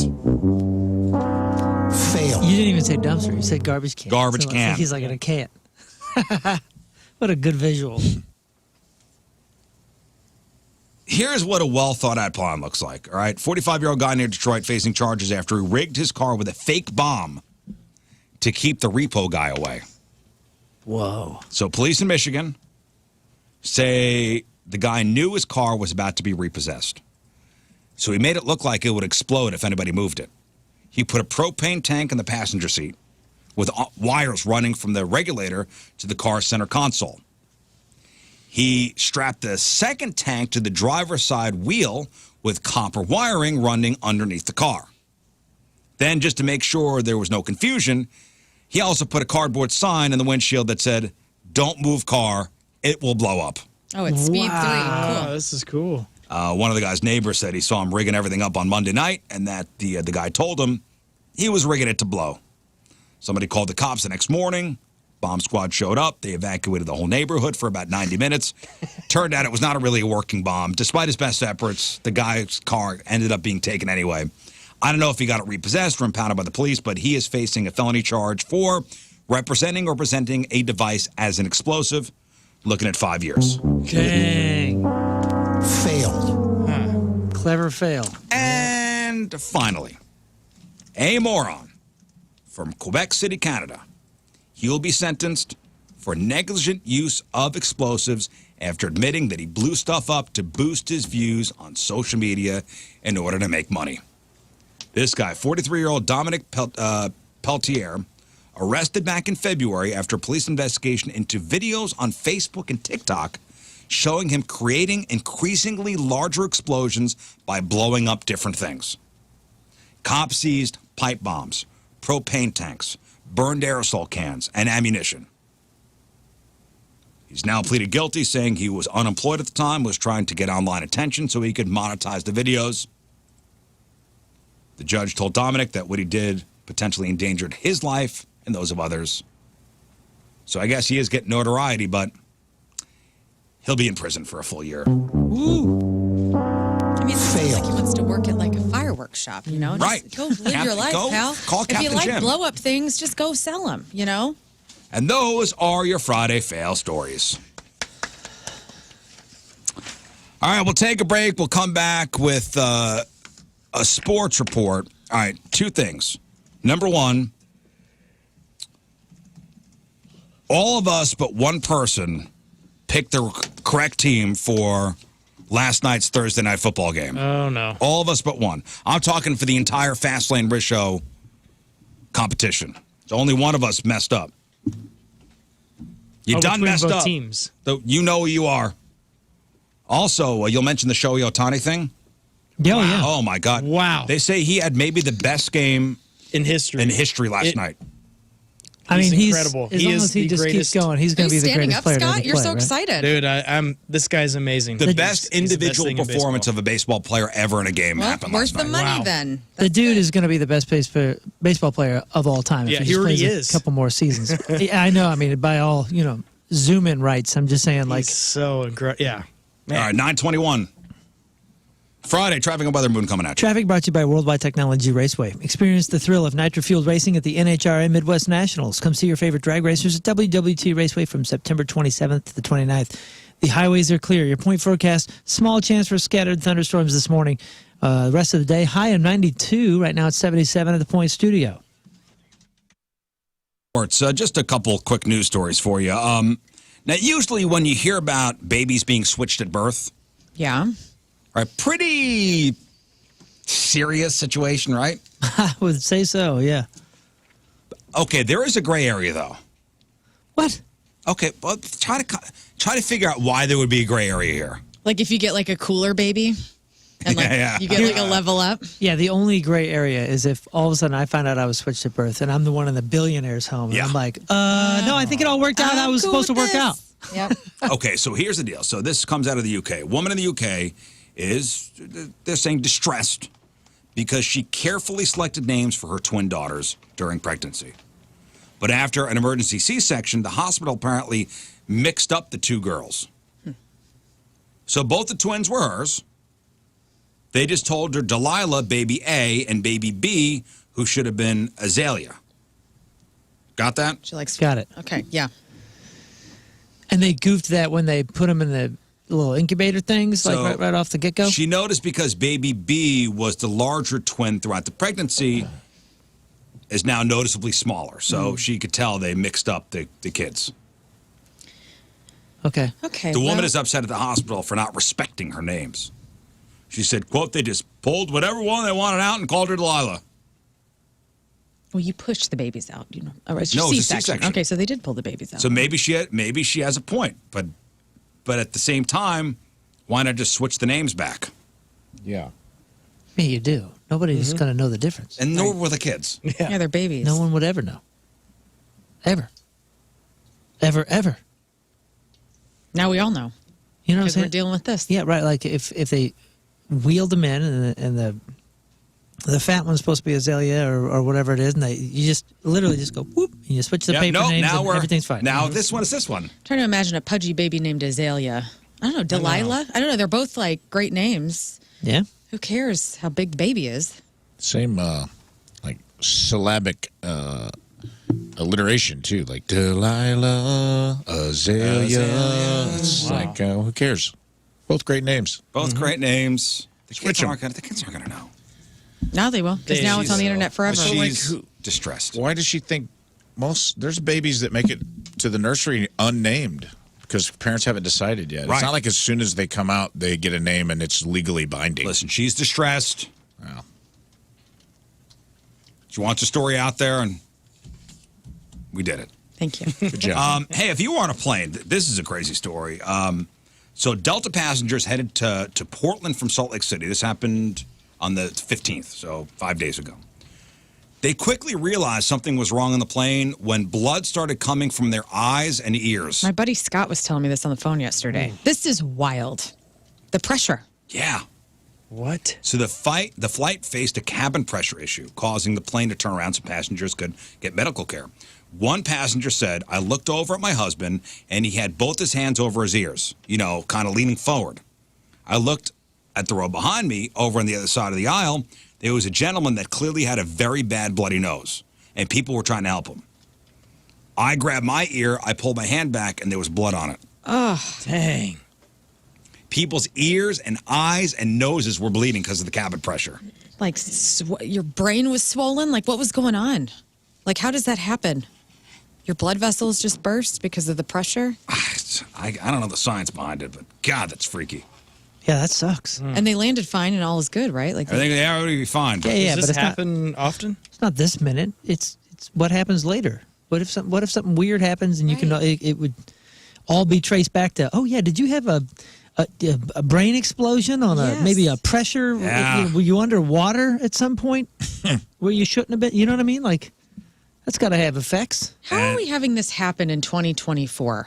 Like how have we not refined flight? it doesn't happen often. I mean, mistakes do happen. I know, but even that, like, I mean, how are mistakes happening? We fly a million times a day. You would think that there would be some sort of just standard of none of this is ever going to happen. But there's so much that's happening. I mean, I guess it's just Earth and the probability of freaky accidents. things happening. happen. People hit the lottery. I mean, there's a chance of anything happening at any time. It is scary, though. Scares It the is hell out scary. of You me. look over and like, oh, dude, your eyes are bleeding. Right. What? No, they're not. No, your ears are bleeding. And you're What? bleeding too. I'd be hitting the flight attendant. Excuse me. She's bleeding. She's got She's no bleeding. time to help you. Can you put my blood back in my face, please? Imagine blood, tears streaming down your face, and you're like, "Are we having cabin pressure This issues?" is the end. I would just go, this is it. This is how I go. Ma'am, am I dehydrated? All right, let's you have the Wi-Fi password. let's do sports. All right, Moon, what do you got? Sports brought to you by 19 Crime Snoop Dogg Smooth, the silky red blend, wine to kick back, relax, and enjoy. You know what? I'm going to read this email real fast just before we get started. It says, good morning, everybody. I have evidence that the Fast Lane guys were talking about password sharing for the football pick'em, and they said it on their very own podcast. I use Apple Podcasts, and the timestamp is 41 minutes, 40 seconds on yesterday's show, September 19th. Whenever you get the time to read this, I hope you guys win and have a good weekend. So they're sharing their password? So they're sharing their passwords, and other people are doing their picks. What I think is they're sharing their passwords, and if somebody's seeing that somebody didn't make their picks, they're probably going in there and making But it for them. is that not against the rules? Didn't we establish? You make we your didn't pick. say it. I thought we did. But it's unethical. Can I have your password? I don't know why you'd want my password. Well, because then I could sabotage somebody else. Great point. You know? I mean, you could sabotage me for the sake of you not getting shot for the week. Exactly. But it's not about the individual. It's about the team. It's also about the individual. It's about the individual taking freaking full responsibility to be a good teammate and do your picks. Do your picks. Okay. Anyway. The LA Dodgers' Shohei Ohtani became the first MLB player ever with 50 home runs and 50 stolen bases in one season. Ohtani stood at 48 homers, 49 stolen bases entering Thursday's game against the Miami Marlins. He stole third base in the first inning to get halfway to the milestone. In the sixth inning, Ohtani slapped the ball over the wall for the 49th home run. In the seventh inning, Ohtani got a magical 50th home run. Not resting on 50, Ohtani added another homer and a stolen base, ending the day at 51 apiece. The Dodgers buried the Marlins 20-4. Now, I remember when Jose Canseco was a big deal in the 40-40 club. Yeah. He was the first for that. Huge. 50-50 club is going to be something that I think is going to be the only member for a while. Yep. Very much. And yesterday he went 6 for 6. I walked with in at 10 RBIs. Yeah, I walked in at 4:50 a.m. this morning, and the very first thing, usually we just grunt at each other as a hello, and Rizz goes, "Did you see Ohtani hit the most perfect game of all time?" Yeah. I mean, it was just like a... It's arguably the best single game performance ever in the history of baseball. That's wild. Happened last night, and it was an away game, which kind of sucks. But 6 for 6, 3 home runs, 10 RBIs with 2 stolen bases. So rad. Crazy. Man, I'm so happy. Still talking about baseball, Eric Fetty held the Pirates to just 1 run in the first 6 innings of the Cards as the Cards clung to a 1-run lead entering the 7th, and then the Cards bullpen allowed 2 runs in a 2-inning span as the Cards fell 3-2 in the finale of a 4-game series in front of an announced crowd of 32,194. Bull crap at Busch Stadium. Get the out of here. Cards take on the Guardians tonight at Busch with a 7:15 start time.